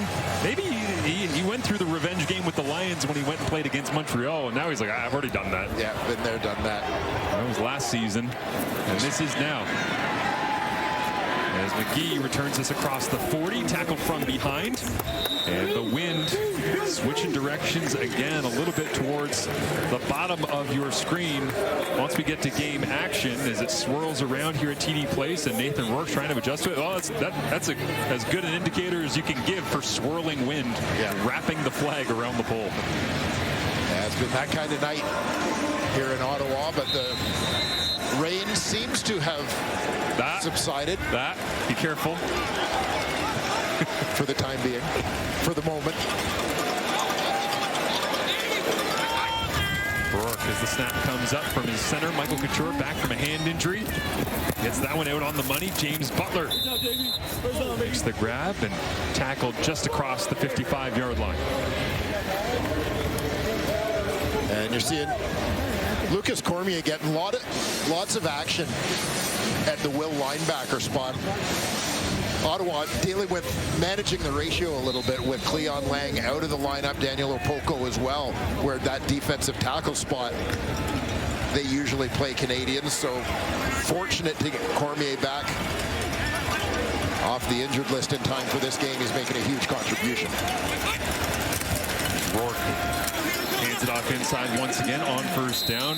By the way, 2 weeks ago, Daniel Opoko was down for about 14 minutes on the field and actually had to be taken away in an ambulance. Great to see that he's just been listed with a short-term injury shoulder that he's dealing with, as that one was a scary situation for the fans in attendance and, of course, the Red Blacks and their team. One of their teammates, but energy high here. Hoping to get a stop on 2nd and 8 with Opoko's teammates on defense, including Cormier, staring down fellow Canadian Nathan Rourke.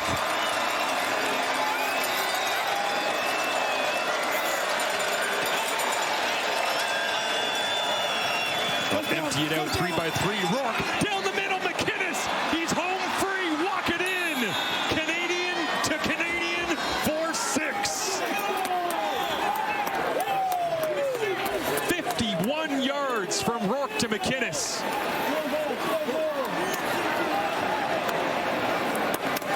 You know, there's a moment on this play before Nathan Rourke throws the football. Cormier's coming off the edge. He's right on the right edge of your screen. It looked like he may have hesitated for a split second, that maybe he's just on a little bit more of a beeline. Forces Nathan Rourke to hurry up a little bit on his release. Things maybe go a little differently, but Justin McInnes was so wide open down the middle of the field. I'm not sure anything would have kept that one from being a score.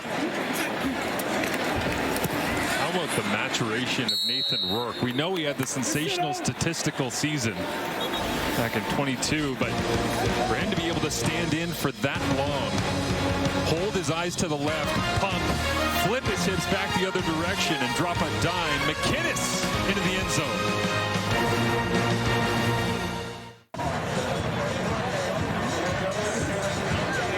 Justin McInnes into the end zone, wide open, running down the seam for the major here. Bottom receiver, running right down the hash. I mean, a miscommunication, just a bust in terms of coverage on the back end there for Ottawa. And we'll get another look at it, trying to understand where the Red Blacks might have gone wrong, but this kickoff in, the wind drops down all the way at the 29-yard line, and the coverage unit all over it. There's Patrice Rene right down there alongside Josh Haggerty, and we get another look at the touchdown. Yeah, and you take a look. Ottawa is not outnumbered over on that side of the field, but just a miscommunication. Now you see the safety down here. Nathan Rourke looks that way.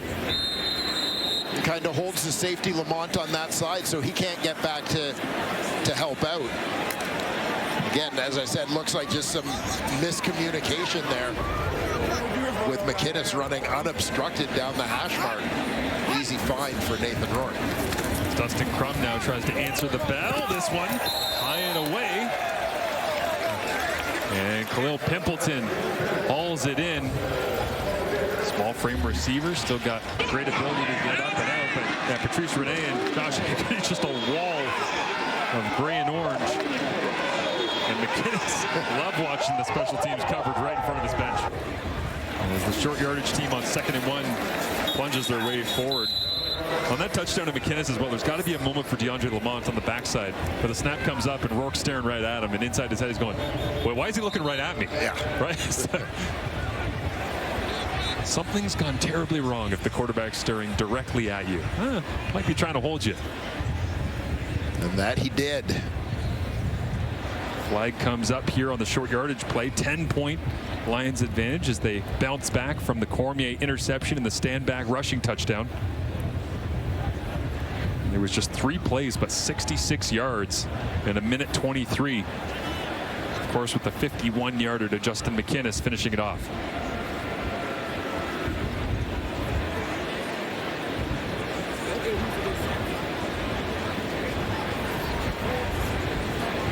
Bob Dice, his Ottawa After the play, we have a misconduct penalty, 15 yards against Ottawa, number 64.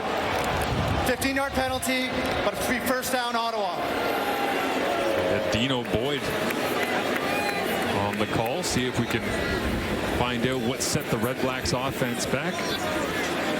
There's a big pile up on short yardage. Yeah, we'll see if we can find number 64, Dino Boyd. Bottom of the pile. Got into it with Matthew Betts. And the official standing over watching him. It looked like Betts got into it with Godbear, and then Boyd trying to send a message the other way. The official gave him time to get off, but he didn't. And now stand back with the undesirable role of getting chased down from behind on 1st and 10. As Betts and Boyd continue the conversation. Don't expect Christmas cards to be shared in a couple of months between those two.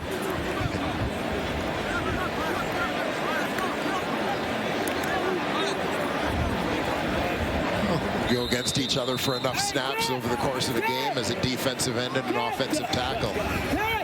Bound to be a little bit of bad blood. Back up, Rob. Just back up. It's okay. BC winning 9 of their last 10 against Ottawa last season. The two teams split the season series. Crum, Eugene Lewis makes the grab on 2nd and long, and the rallying Lions defense of Mike Benavides right there all over it once again. Yeah, Lions defense playing with a different level of energy here tonight than what they had a couple of weeks ago in Toronto. Isn't it amazing you get a big play like Rourke to McInnes and all of a sudden the entire sideline? Yeah. Totally energized. Packing the entire team. As you saw, it was followed up with the big special teams hit and a great defensive series.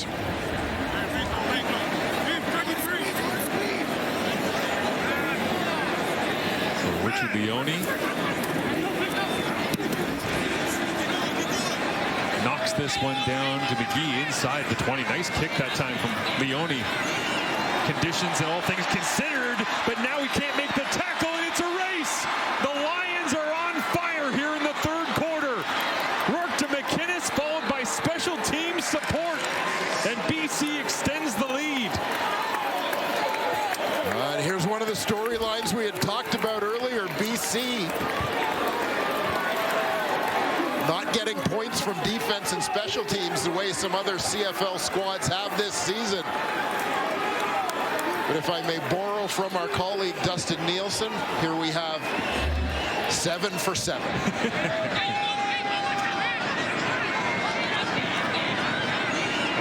jump cut right in the middle of the return. Changed the whole thing, and Leone never had a chance. And Darius Pickett doesn't have the top end speed. We've seen the big moose. Marco Dubois chased down returners in the past at the very end, but not that time. McGee, unstoppable on his way to the end zone. As Sean White lifts that Wilson up through the uprights. And I guess now it's 7 for 7. There you go. Right? Before it was only 7. It's up to 6. It's not as catchy. That's so shifty in the middle of the field. It reminds me of Khalil Pimpleton we spoke to this week, saying that the big missed field goal return that he had a couple of weeks ago against Winnipeg, they challenged him, the special teams unit of the REDBLACKS, to make a play, an impact play. Well, certainly the BC Lions have been challenging their return game to do something, anything. In a year in which there's been a wild amount of returns, defense and special teams for touchdowns, BC's kind of been on the outside looking in. And Corey McDermott gets a little hug on the sideline. Come on, man. Cool, mate. You on your point? You already know. Boogie down. McDermott, the man drawing it up. And McGee in the return unit execute to perfection. A couple of magnificent cuts there from the first-year BC Lion. Scoring up in the CFL so far this year, coming into tonight, 53.8 points per game. One of the main reasons, there's 34, now 35 total return touchdowns. Already more than all of last season because of returners like that. And the REDBLACKS find themselves down 27-10 as rookie Keelan White gets his opportunity. And a solid return out near the 45-yard line. A big drive for the REDBLACKS to try and find their way back into this one. 4:43 remaining in the third. And for the 9th game this season, Ottawa finds themselves down by at least 15 points somewhere in the ballgame. And Ottawa certainly feeling the pressure to get some points on the board. Here trailing by 3 scores. And an Ottawa team that is winless 0-7 this season when trailing after 3 quarters. Daniel Adeboboye enters the backfield.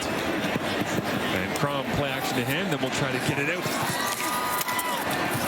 Adeboboye, who does a good job, as always, falling forward. What looked like should be a gain of 4 will be a first down for the REDBLACKS. Yeah, nice effort there by Daniel Adeboboye once he got that ball in his hands, fighting to get to that first down marker.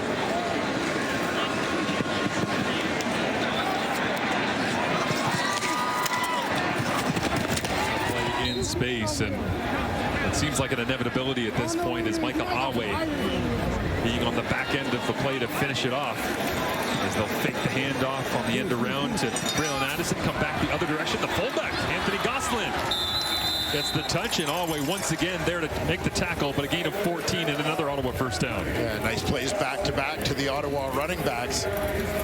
Adeboboye and the fullback Gosselin. Keep those sticks moving. Getting into BC territory.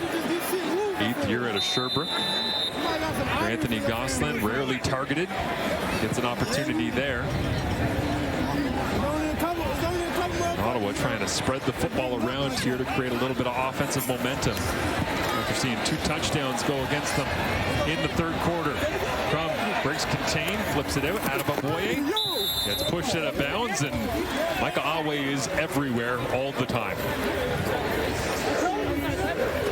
Yeah, you gotta love the energy that Micah Awe has brought to this BC Lions defense. Dustin Crum, nice escape here. He feels that pocket collapsing, knows he's got the defensive end, Matthew Betts, locked up with his tackle, escaping to the outside to make a play. Crum looks right, rifles this way into Will Pimpleton, who makes Awe miss. Bouncing off a couple of tacklers, but converting on second down. That might be the most confident throw we've seen so far tonight from Dustin Crum. It helps when Pimpleton's that open, but he stepped into that one.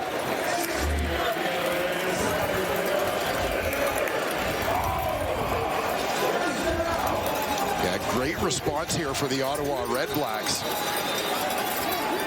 Dustin Crum leading the way, a series of just high percentage plays. Lone receiver to the top of your screen is Gino Lewis.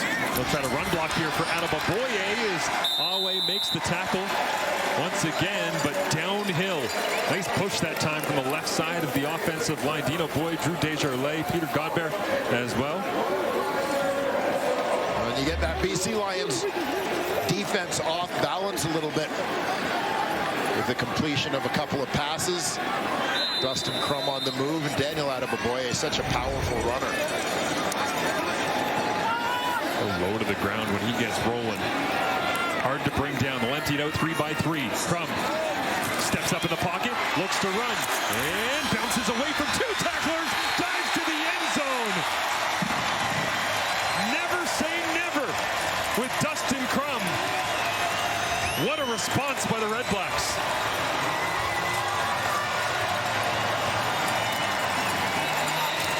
Great execution, and then a whole lot of want to when you look at the first play, the catch in the flat by Adebaboye, where he fights through a couple of BC tacklers to pick up a first down, and Dustin Crum sliding, ducking, getting down was never really a thought for him on this one. It was end zone or bust for the REDBLACKS QB. Smiling and nodding almost before he got to the end zone, as in between Matthew Betts, Deontay Williams, Micah Awe somehow sliding away from it all as that man Dustin Crum into the end zone, and also continues his touchdown streak. Came in with a 4-game touchdown streak, longest active in the CFL. Of course, handling some short yardage responsibility helps that, aside from him getting starts, but just has a knack when he gets close anywhere inside the 10 for finding the end zone, as it looks like Matthew Betts is slow up onto his feet, and the standout pass rusher will make his way onto his feet and off the turf. Betts may have been the victim of a little bit of friendly fire there, as a couple of teammates were converging on the Ottawa quarterback. Outside leverage on the gym pump,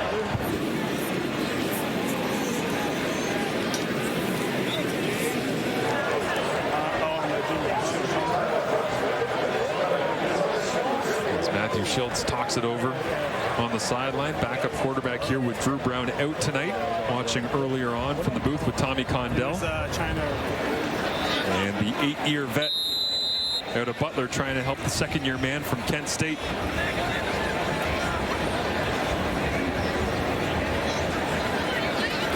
Kicking game, oh so important, as this one drifts on Lewis Ward. Misses the extra point. And it remains a 27-16 game. How will that play in to the finish of this one? The third quarter, electric, untouchable. 7 for 7, and then Crum can't be stopped.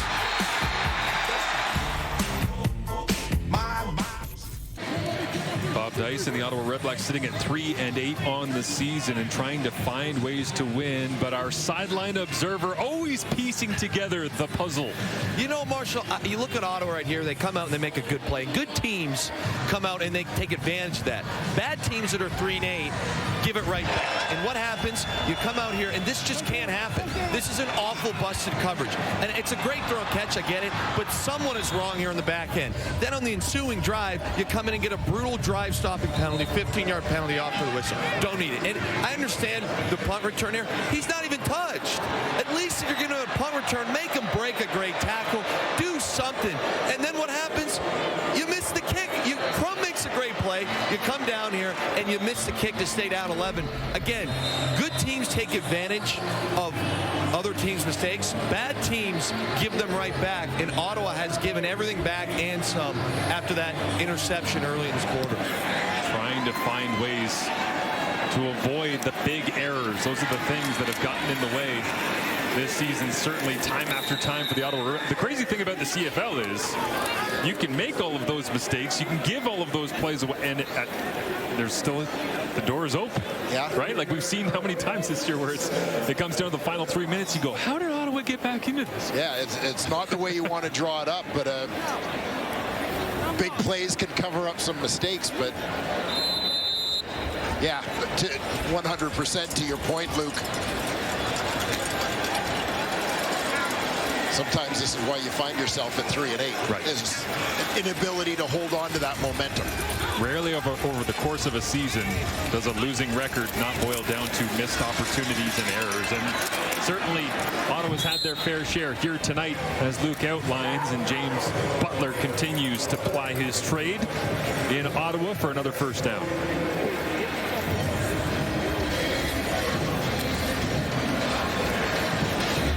We talked about the BC Lions receivers. Versatility. Watch Berryhill come across the formation here, cuts down the defender on the backside, doing his part to contribute in the run game. And I know he was fired up and looking over to the Lions bench after that one with a little flex. I think you just like Berryhill for those 90s receiver sleeves.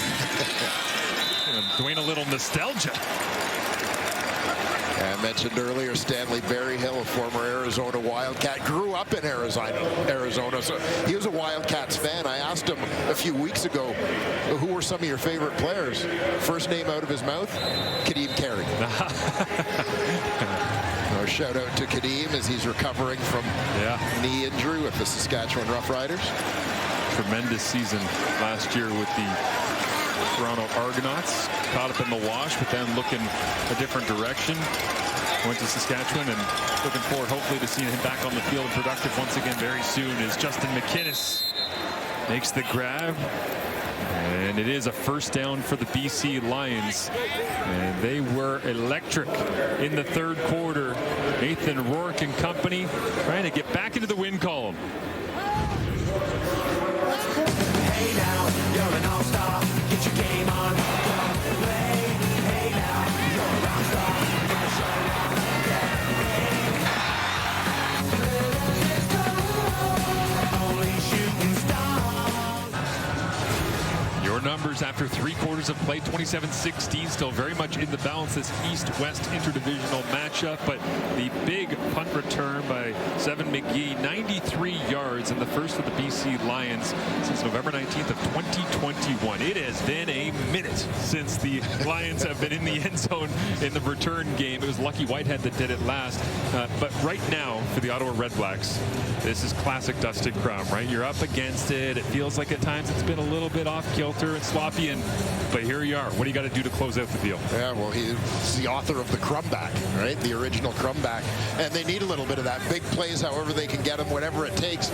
And you think about what Dustin Crum did on the last Ottawa touchdown where, as I said, no thought of sliding. He's fighting through tackles, bouncing off people, spinning, fighting his way to the end zone. You know, it may take a little bit of 2023 Dustin Crum to get the job done here. Well, he's got that warrior spirit. The problem is the quarterback on the other side, and Nathan Rourke. He's got a little bit of that cold-blooded assassin in him, too, and his connection with Justin McInnes and Keon Hatcher Sr. undeniable in this one. Is also great to see Robert Priester back on the field for the Ottawa Redblacks after leaving the field earlier. Yeah, but Justin McInnes, the big touchdown catch already here in the second half. Again, such a balanced offense in terms of the ball distribution to those receivers. You can't overplay one guy because the others are all capable of killing you. Inside run here, turn around, James Butler. I asked Buck Pierce this week, who's the most unique pass catcher you have in this offense? He said they're all focused on being the best version of themselves. They like playing for the guy next to them. They love to get each other open. Love watching somebody else make the play, and then he kind of paused and he went, but Keon Hatcher's size, skill, speed, explosiveness, toughness, people have no idea how smart he is. Other people in our offense thrive because of Keon getting other people open. Yeah, and you know, the thing that stood out to me was we can see the physical skills. You don't necessarily understand what a guy brings to the table in terms of that football IQ. Buck Pierce says that he certainly has it as Javon Catoy just off his fingertips on 2nd and 10. A little bit of frustration there from Nathan Rourke. Wishing he could have that one back, and Buck Pierce will talk it over on the sideline, determine what they'd like to do.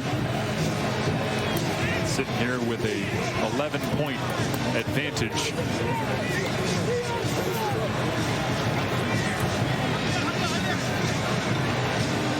Sean White in the field goal unit.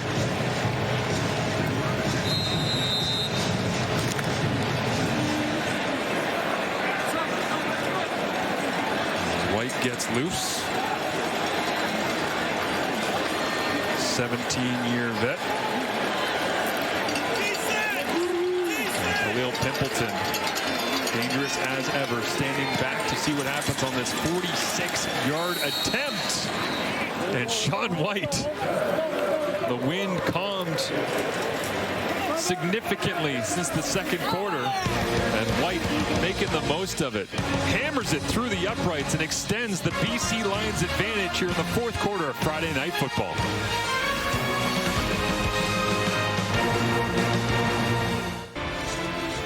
It is Super Saturday. We fire it up in Montreal tomorrow as Bo Levi Mitchell looks to fight his way back after a disappointing loss on Labor Day at home. And then it is, of course, the Banjo Bowl. Great to see that. And it's the Labor Day rematch. See if VA can create a little bit more magic, and the Calgary Stampeders can double down as... Speaking of magic.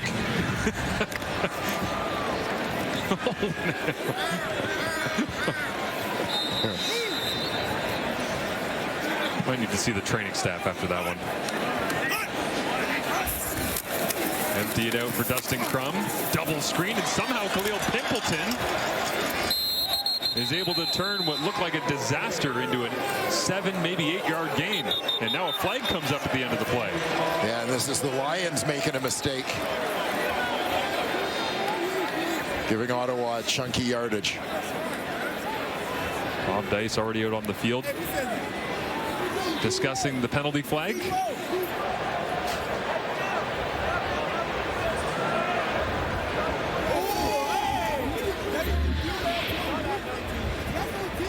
Dustin Crum threading the needle here. Fine piece of concentration there from Pimpleton to track that ball through traffic. And what happened here at the end of the play? They're trying to rip the football out. Desjardins gave a shove, and looks like Edwards Cooper gave it right back.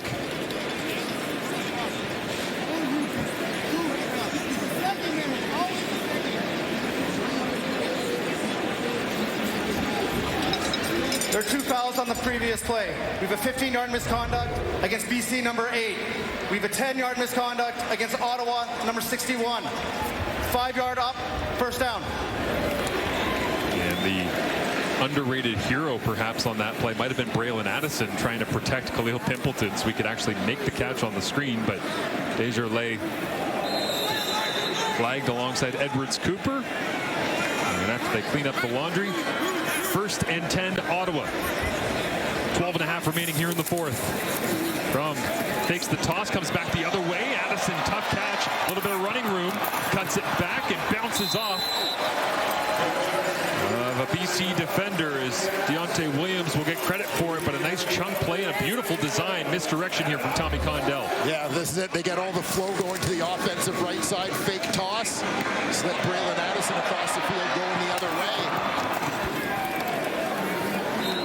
Good body control there by Addison to twist himself back to pull that one in. 6th-year man out of Oregon. The former Duck makes the grab, and now this one knocked up in the air. And Toure very nearly had a game changer.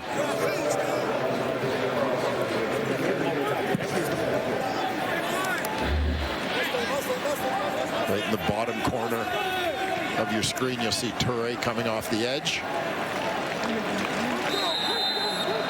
They try to get him cut down to prevent that from happening on the quick pass. But he's able to play off that block, get his hands up in the passing lane. Down 14, 2nd and 10. Crum Steps into the pocket, gets it out. Addison makes the grab, and it will be short of the first down marker. So Addison adds to his tally here on the evening after the nice chunk play on the fake toss, but kicking unit will come off the sideline. Lewis Ward trying to atone for that missed extra point. And some in the crowd wanting the Ottawa REDBLACKS to go for it here on third down, but 11.5 minutes to go. They can take the 3, make sure they come away with something and chip into this BC lead. 38 yards away, opposite end of where Ward just recently missed that extra point on the Dustin Crum touchdown, and this one never in doubt, hammered it through, didn't let the wind mess around with it, as Aiden Eberhardt has had a sweet season to this point, but up against some different adversity than your average player. Claire Hanna has more. Well, Sour Patch Kids and a Kit Kat bar, these could be sideline snacks for a sideline reporter, or they could be a lifesaver for BC Lions receiver Aiden Eberhardt. And that's because he has type 1 diabetes. Now, Eberhardt admitted to me that when he was first being recruited by the BC Lions, he kind of lied to them about his condition. He was just been diagnosed with diabetes, but he pretended he had the disease for years and knew how to manage it while playing. But the truth was he was still figuring out how to play with it. Well, through trial and error, he's come to understand what his body needs while playing. One of the trainers always has his cell phone on the sideline, which monitors his blood sugar levels while he's playing. He checks it every quarter.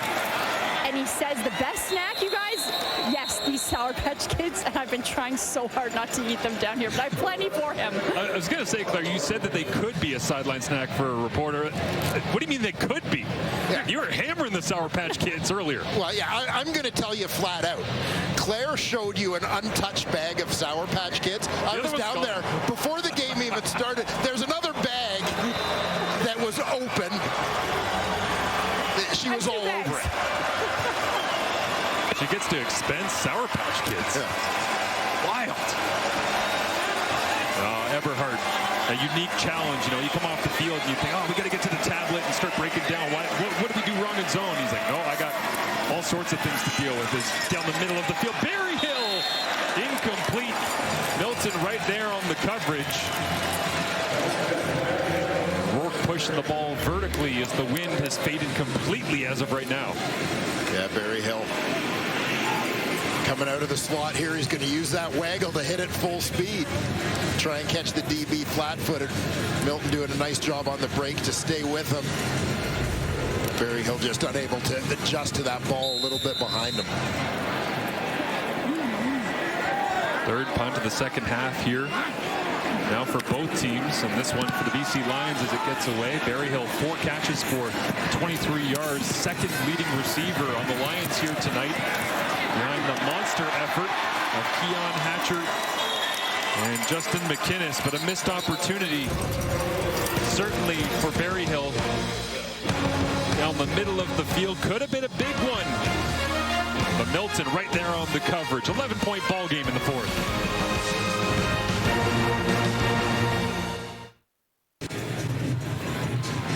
The moon rising up above TD Place here in Ottawa. The first game of a home-and-home between these two clubs is the rematch coming up for you next week. Ottawa has to go on the road out to Vancouver.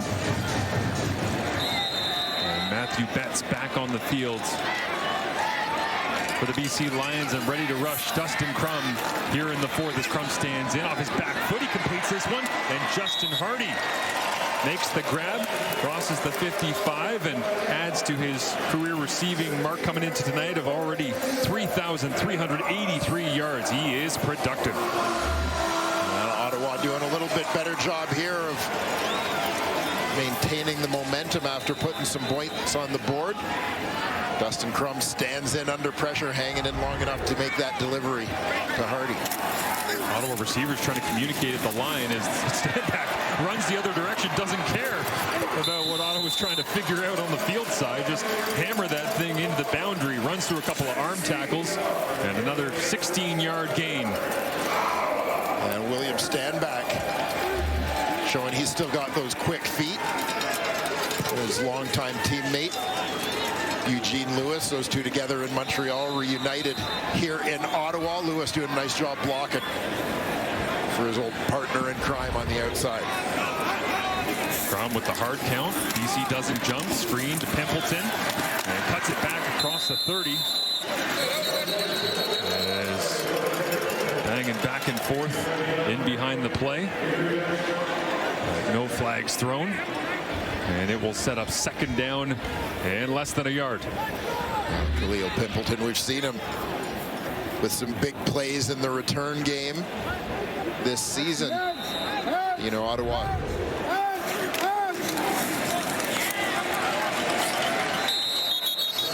The Red Blacks pick up the first down. And Addison just got thrown over the top of the pile. I think that was Christophe Beaulieu.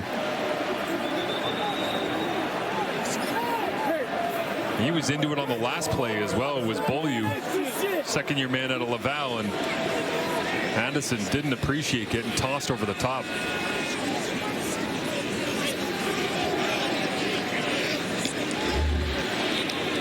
Take another look at the end of that play. Yeah, a couple of shoves back and forth between Addison and Beaulieu.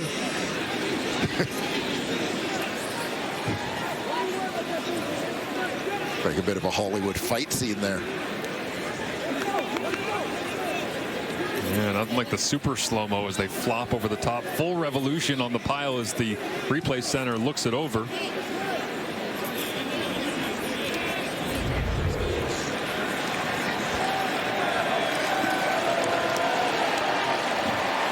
It looks like Beaulieu will be the offending party in the debacle.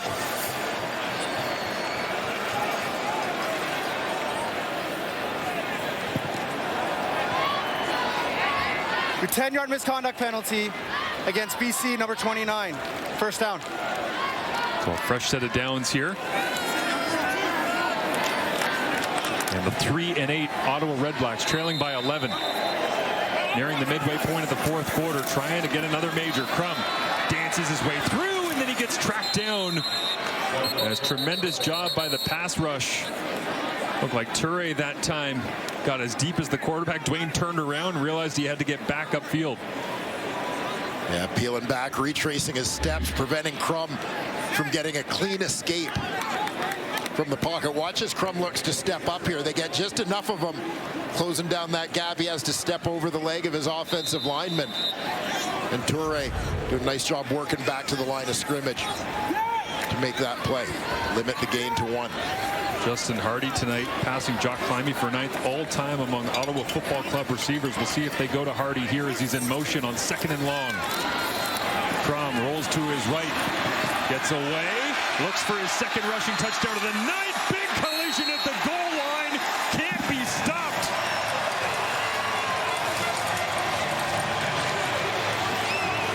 By any means necessary, Dustin Crum tries to keep the Red Blacks in the football game on Friday night.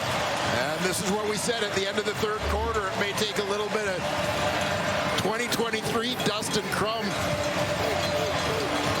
running recklessly. Great job. You see how he got both hands there, protected the football, knowing the collision was coming. He's in critical field position. Secures the ball, breaks the plane, and pulls his team within 5. And the offense stays there. Looks like they'll go for 2. And you look at Dustin Crum, you go, he's 6'1", 202. He's listed at. How can he run with that much power? Well, we were talking to Khalil Pimpleton this week. At the end of the interview, Claire Anna asked, hey, tell me something about your quarterback. Like, what's Dustin like? He goes, he squats 300 pounds every day after a game. Yeah. He's in the weight room. Yeah, just getting loose after the game. Right. As Crum trying to make those squats pay off. This time he'll hand it off and spinning in for 2. So forget about the missed extra point from Lewis Ward earlier on. Williams Standback, aided by a couple of penalties on the BC Lions defense. And the legs of Dustin Crum have put Ottawa right back in the middle of this one. Can't stop, won't stop. Dustin Crum into the end zone.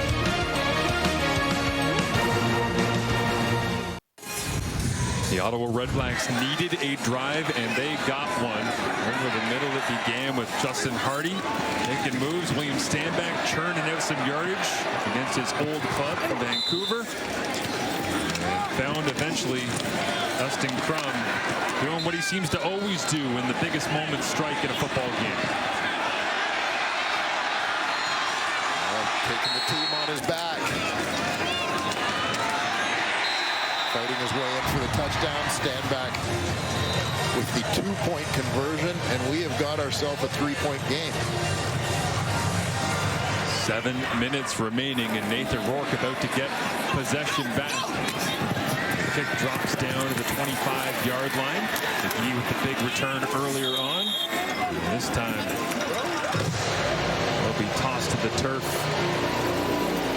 just outside the 45-yard line. I think there's an injured BC Lion on the far side of the field. Lucas Cormier was in a one-on-one battle trying to block him. He asked for the training staff to come out and help the injured Lion who is down. Luke, what do you got on Nathan Rourke as we hit the fourth here with 7 minutes remaining? You know, it's going to be very interesting here because I'm watching him walk out right now, and I'm sitting in between both sidelines, and Ottawa sideline's on fire right now. Obviously, it's a tight game, but the great players in these moments, they snatch that momentum right out of their pants, and you look at him, he looks cool, calm, collected. He's got to put the team on his back here, boys. You get a drive here and score, it will deflate this Ottawa team, and I think pretty much lead you to victory. You have a 2-and-out here, I'm telling you, I'm sitting right behind Ottawa's sideline after that touchdown. These boys are ready to go. So that man right there, I'm excited to see what he does here. This is a pivotal moment. I think he's going to drive down the field here. I think he's going to make some plays. Are you finding that the rest of that Lions bench is kind of taking their cues from their quarterback right now, Luke? Definitely. And again, it's kind of one of those things as an offense. As he goes, you know, they go. If you look what they've done today, there's been a lot of RPO. They've had some good runs, but even those runs, he has the ability to pull on. And I think, again, we talked earlier, if he makes those throws in this drive, they just got to catch him. This is why you pay him the big bucks. This is why he's Nathan Rourke, why he's one of the faces of this league. These are those moments. You're up 3, there's 7 minutes left. Drive the field here, get some points, take the win at Ottawa Sales. Sitting at 18 of 26 for 236 yards. Great stuff, Luke, as always, is trying to get another 300-yard game notched on his belt here in 2025. He's done it in 7 of the last 8. REDBLACKS fans trying to make it tough for the Canadian kid. 1st and 10. Rourke rolls left, gets his shoulders around and completes. It's Keon Hatcher Sr.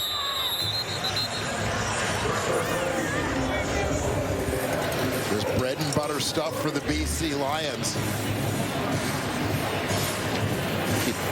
Take a look at the eyes of Nathan Rourke. Reads the defense. Keeps that ball, gets to the perimeter. Easy throw to Keon Hatcher. Yeah, just love the smooth delivery, calm reaction. Next play, please. That's one of the things you love about the great quarterbacks is always ball comes out of their hand and already thinking about the next one.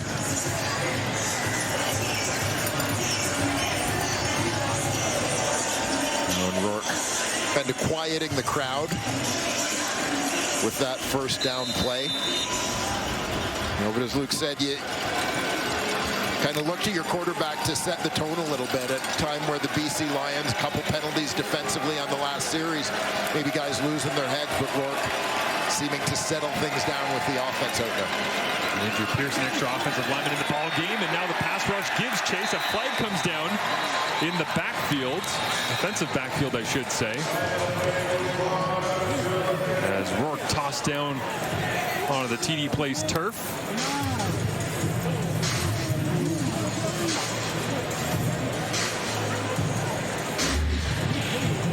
Keep an eye. There may have been a face mask, Ottawa, number 75.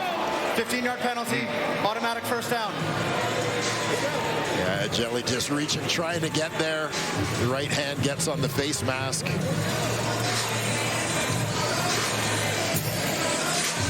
And it's a tough break. It's so many of those, I mean, are unintentional, but nonetheless, the right call hurts the Red Blacks. Robert Priester blitzed on the last play, was picked up by James Butler, but takes a knee for a moment here. Have a conversation with the training staff. Jelly's been active tonight. I mean, Cleon Lang's out of the lineup. A couple of big injuries in the trenches for the Ottawa Red Blacks coming off the bye week. The game they had 2 weeks ago against Edmonton with Lang down and out. And on the other side, Darius Bladdock as well.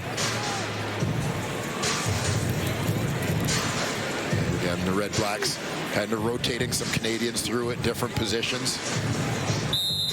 Aiden John now into the game at defensive end.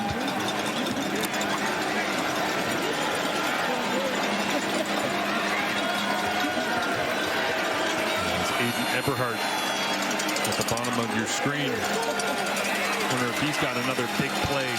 20.2 yards per catch coming in. And a flag comes up again on 1st and 10. And BC's offense walking backwards. Holding BC, number 64. It's 10-yard penalty. Repeat first down. Corey Woodruff has the call go against him, and Buck Pierce has to dig into the play calling sheet and find a solution.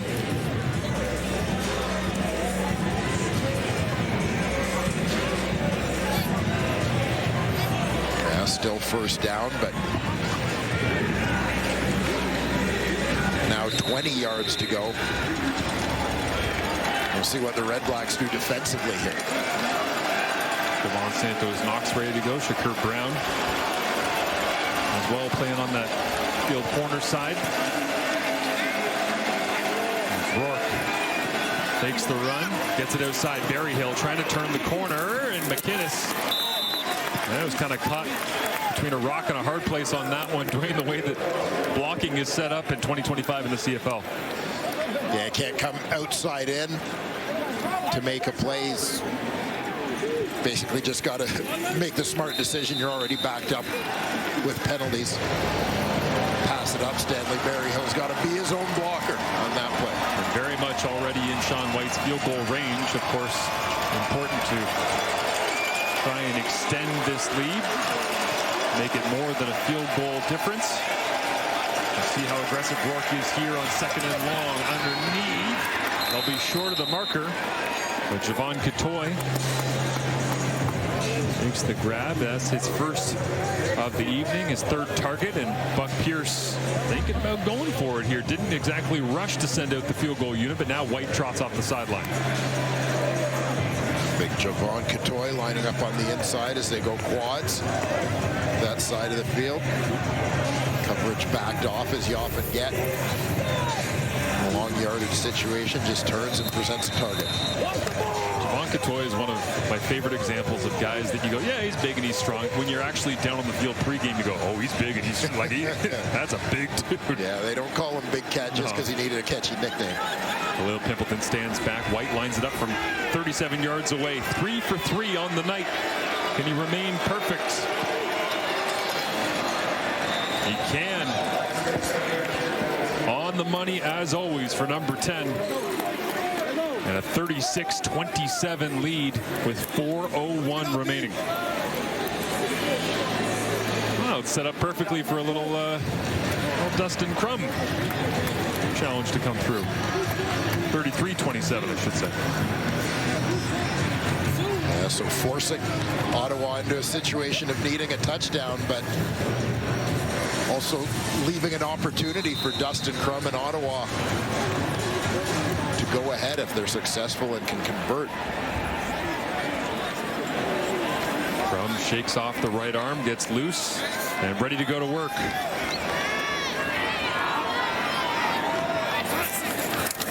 Three-man rush.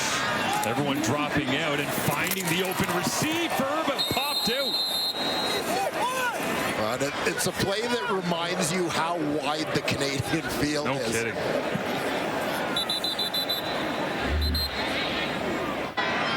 You think this is just a 15-yard throw, but all the way out to the sideline. I'm not doing the trigonometry on this, but Ball traveling in the air for a long time allows the defender to close, and what looked like an easy completion when the ball was first thrown, the quickness of Robert Carter, that play is broken up. Justin Hardy, that thing must have felt like it was hanging for 3-4 seconds, waiting to get to him on the sideline. Crum stepped into it, but not there quick enough. Get your binocs out. Plenty to focus on, especially in the trenches here in the closing stages in Ottawa. Over the middle, and now finding Hardy running free through the secondary all the way down to the 40-yard line. It's an Ottawa first down and into BC territory. And Dustin Crum again standing in as the Lions send the blitz. White jersey's closing on him, and he puts it on the money to Justin Hardy. A 29-yard gain. Crum right now 20 of 27 for 219. It's his 21st completion of the ballgame. Keelan White, the rookie, spins away. Christophe Beaulieu flies down from free safety to make the play. The Ottawa REDBLACKS have an opportunity here, sitting at 3-8. Slow starting, 1 point in their last 6 games in the first quarter, but they have been closers, and their quarterback has been a master of it in his time in the Canadian Football League. Plenty of banging on Friday Night Football between the REDBLACKS and Lions. The Ottawa REDBLACKS dearly need to battle their way back into the East Division at this point. Big one between Hamilton and Montreal tomorrow, as they are the top 2 in the East Division right now. Toronto with the surprising, shocking victory on Labor Day in the Classic. But yeah, Ottawa trying to make their way through this, and the crossover very much alive here in week number 14 of the CFL season. It's second down and 6. 50-50. On second down conversion so far here tonight, and Crum with pressure on, tries to spin away. Did the ball pop out?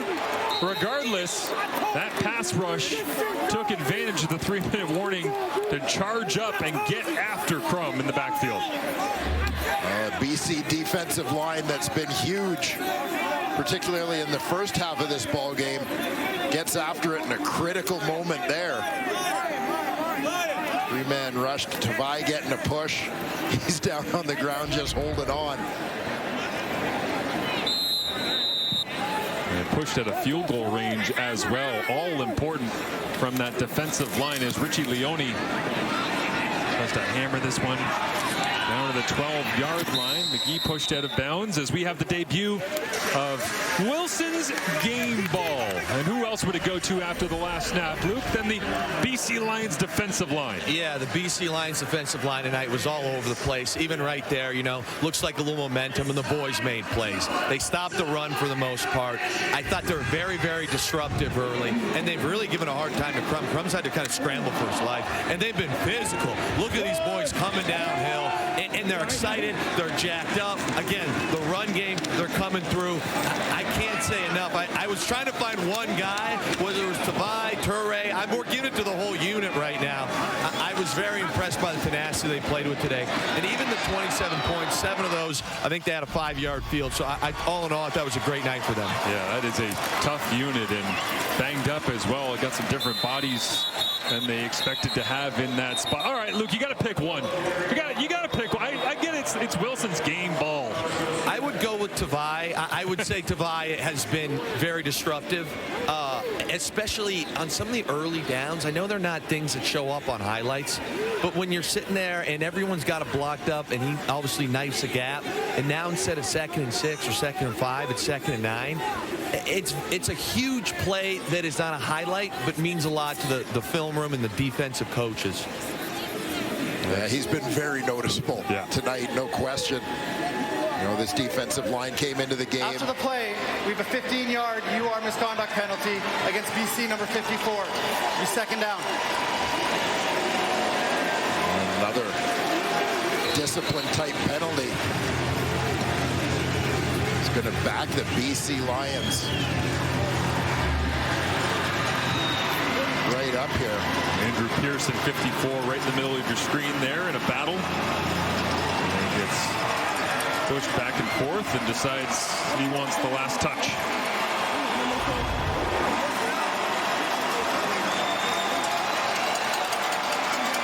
It was at the end of the play as well, which was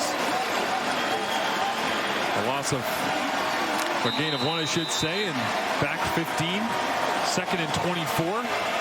And deep in their own end, and Rourke's got to deal with the uprights and the crowd and the down and the distance.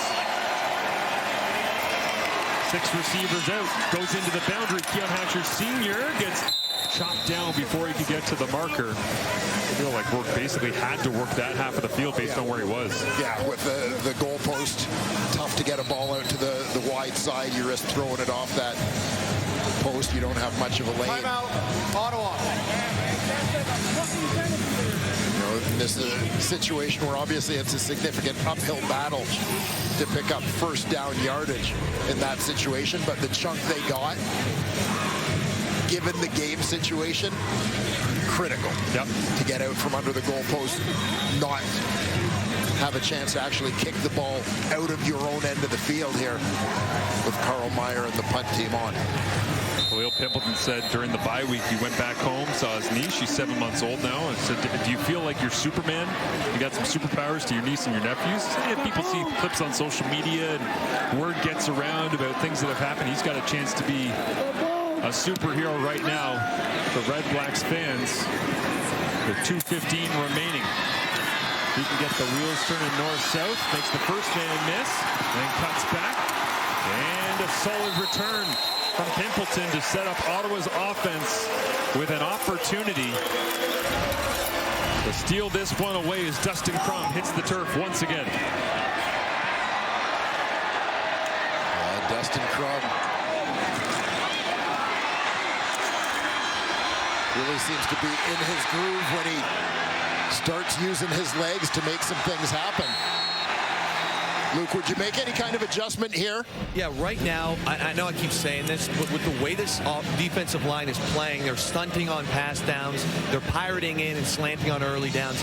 I would really try and move the pocket. And I know he's been scrambling with his legs, but I would love to see a little misdirection early here. You know, maybe a little play action, whatever it is, in the end, and get him outside so he can throw it down the field or scramble. That would be my go-to call right off the bat. But they haven't done it much today, so I'm not sure I'm expecting it. And we'll see what they decide to dial up. And Drew Brown has been firmly planted directly over the shoulder of Tommy Condell throughout the evening as Riley Pickett is the injured BC Lion down getting attention on the far side of the field. I was sure that Luke was going to say 5 tight ends. Listen, there's a, you know, if you can get them to match there, Dwayne, you put your big boys out there, get them to match. Heavy play action. If one of them all of a sudden you split them out wide, especially with a waggle in this league, now you might have a matchup. I want to see a team that you guys coach. Don't tempt me with a good time here, boys. Don't tempt me with a good time. Yeah. Fullbacks and tight ends galore. No question. As Pickett makes his way to the sideline and Dustin Crum stands in the huddle right now. Sure, talking things over, trying to motivate the group, trailing by 6 points. Well, defensive line's got the game ball. They got to really earn it here.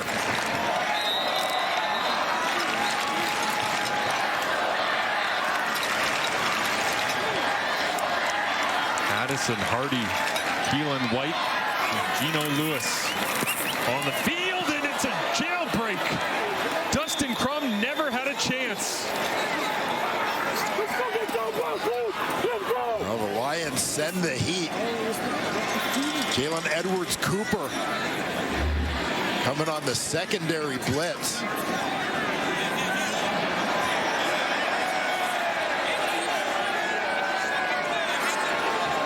Times it up, unblocked man. Mike Benavidez saving something a little special for the end of the game here. I was going to say, how about the decision to, in that situation, not sit back and wait for it, but get after Crum with the blitz. Now he can just rush 3. They sit back in zone coverage. Underneath, Crum goes. It's Keelan White. Crosses midfield. Flag comes out at the end of the play. And is Khalil Pimpleton on the ground apologizing to his own sideline.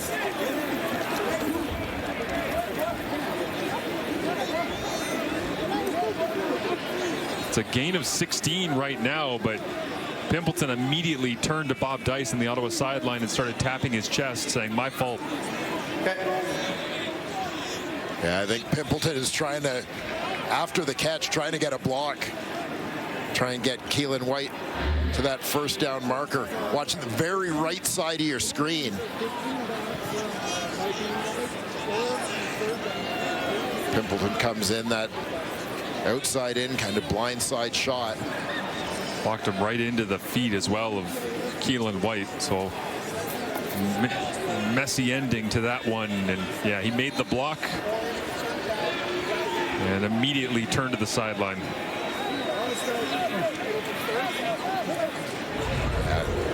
He knows it, just desperately trying to make a play. It's hard to fault a guy for that effort. Yeah. And also the fact that you try to coach that out, but that's kind of grandfathered in, where that's from the time that Khalil Pimpleton's growing up. That's football. Yeah. Get a block. But it's done for player safety, obviously, because you see the mess that it can create. We have a blindside block against Ottawa, number 83. It'll be 15 yards at the end of the play, third down.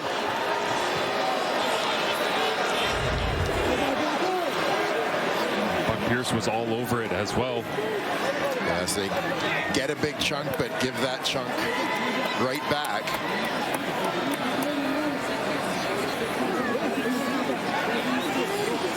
Once again, as you said, based on early alignment, again, anticipate three-man rush and just take away those windows. Sit back and wait for Crum to let it go, as you see the spy there from Josh Woods watching on and throwing it over the head of two receivers, incomplete. And a turnover on downs with 91 seconds remaining. Yeah, just not much there with 9 guys dropping in coverage. Crum buying time against the three-man rush. Josh Woods spying. He doesn't want to overcommit on Crum. He's going to basically force him to throw it rather than giving him any opportunity to run. Nowhere to go with the football that time as Jackson Finley in coverage. The rookie second-round pick out of Western. Where, sorry? Middle school down the road in London. Bob Dice washes on. Great field position here for the Lions as Ottawa's got to come after it with James Butler. Don't go anywhere. Crazier things have happened.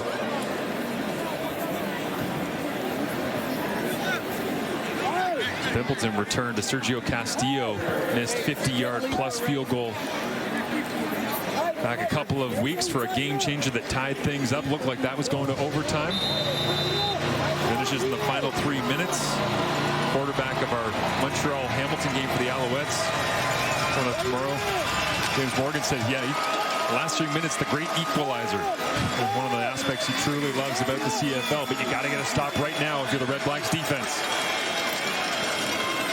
Butler gets the carry. Ottawa's defense does its job. And does Sean White come out to try and make this a 2-score game?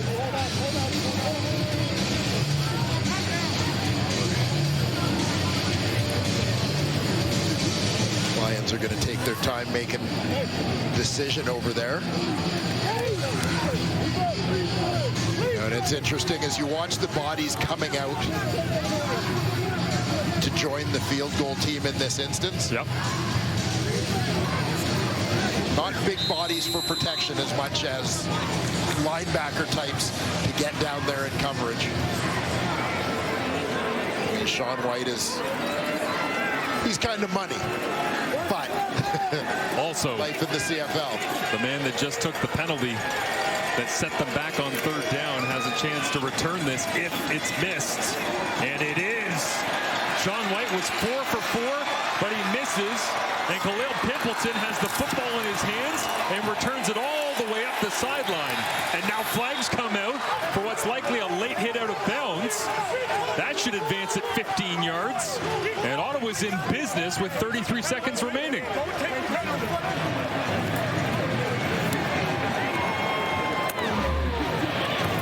As I said, anything can happen. This one drifts just wide right. Pimpleton, big return. Carl Meyer, the holder on that play. With the late hit. Unnecessary roughness, BC, number 17. 15 yards from the end of the play, first down Ottawa. Well, Mike Benavides came after it on first down on the last drive. Sean White wishing he could have that one back. He missed, but just barely to the right. So they bounce this up 15 yards. Meyer watches on. I mean, the Lions, in terms of personnel, in prevent mode. Essentially 3 defensive linemen, 2 linebackers, 7 defensive backs on the field. All about coverage here as Crum with Woods spying him sitting in the middle of the field. Crum leans into one, has a shot down the field. Pimpleton hangs on at the 10-yard line.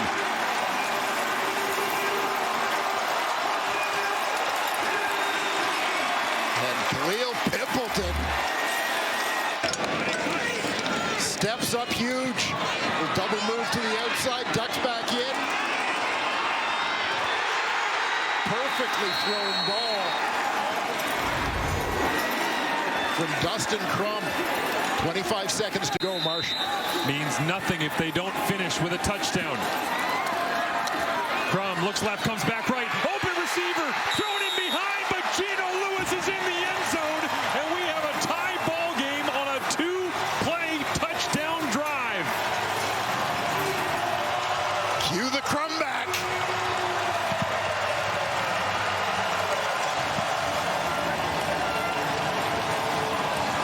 The ebbs and flows of the final 3 minutes in the Canadian Football League, undefeated, no matter who wins. Oh, good protection there for Dustin Crum. It's tough to bet against Gino Lewis. You get in that red zone.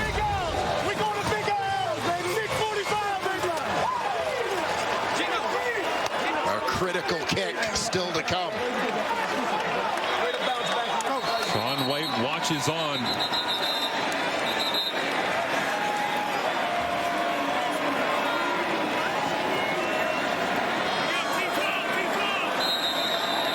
White leads the CFL in field goal percentage, coming in with a 96.3% mark. All time, he's number 1. Lewis Ward all time is number 3 in accuracy. White missed. Can Ward connect? The kick is up, and the Red Blacks have their first lead in the last 3 games with 17 seconds remaining.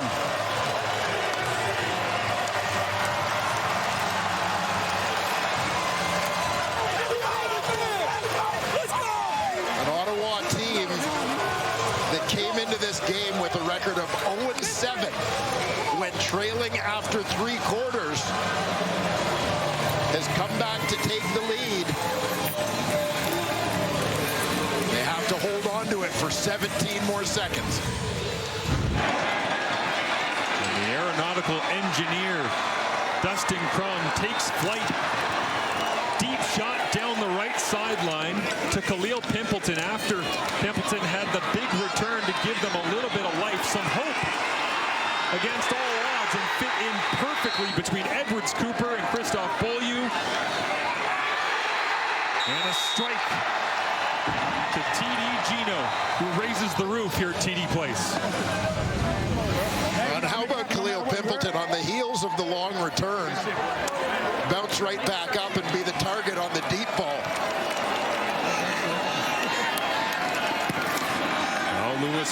Sends it into the air. Don't forget the Labor Day Classic Monday. Hamilton, Toronto. Big return got things going. As the coverage unit down the field, and General Manager Sean Burke watching on as the Red Blacks trying to get their 4th victory of the season. You see the score by quarter. Ottawa had dug themselves a massive hole and found their way back in. It's not just the 18 fourth quarter points, but 31 second half points for the Ottawa Red Blacks.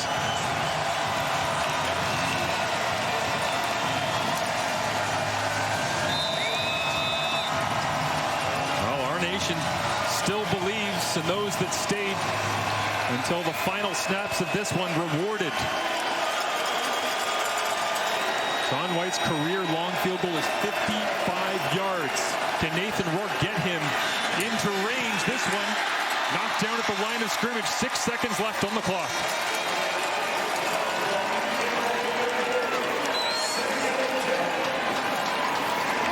Now the Ottawa defensive line taking its turn.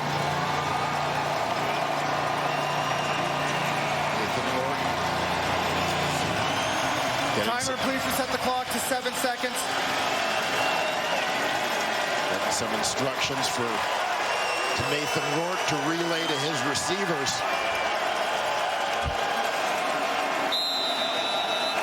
Leading receiver is Justin McInnes with 148 yards.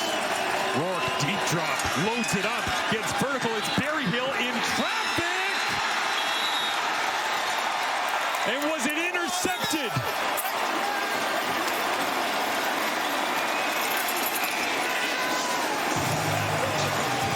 The defense steps up for the Ottawa Red Blacks to close this one out.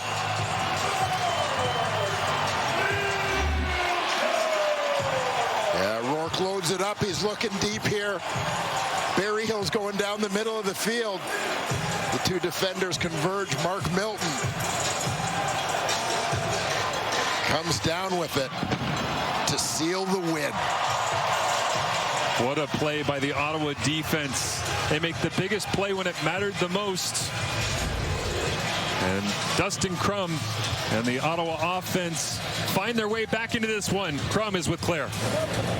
Well, it's absolute mayhem on the sidelines right now. Dustin, with less than 40 seconds left, you guys take the field. What's going through your mind to win the game? Just give my guys a shot. Read the play out. Tommy dialed it up. KP ran a great route, came down with it, and then Gino finished it off. So just executing, giving my guys chances when they get them, and they made the plays. Tell me about that deep ball to Khalil. How precise did that have to be? Yeah, I mean, it felt good coming out of my hand, and he's the kind of guy where you don't really worry about overthrowing him. He can run for days, so just put it out there and let him go get it, and like I said, he made the play. Dustin, you also had 2 rushing touchdowns yourself in this game. Just how important were your feet to you tonight? Yeah, they did a really good job taking things away, so at times I had to use my legs probably a little more than I would like to, but just doing whatever I got to do to win, just coming out here and fighting with my guys. Congratulations on a massive win, Dustin. Thank you very much.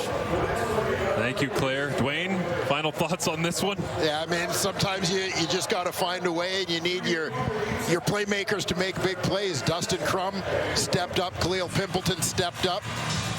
The Ottawa Red Blacks managed to get it done. Huge win for this team. What a way to kick off week number 14 in the Canadian Football League after an absolutely bonkers Labor Day weekend. The Ottawa Red Blacks and the BC Lions come off of bye weeks, and the final 3 minutes, oh, they always deliver.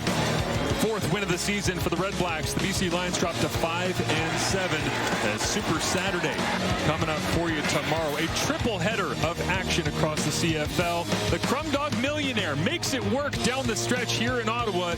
Time now for SportsCenter with Jen Hedger and Glenn Schiller.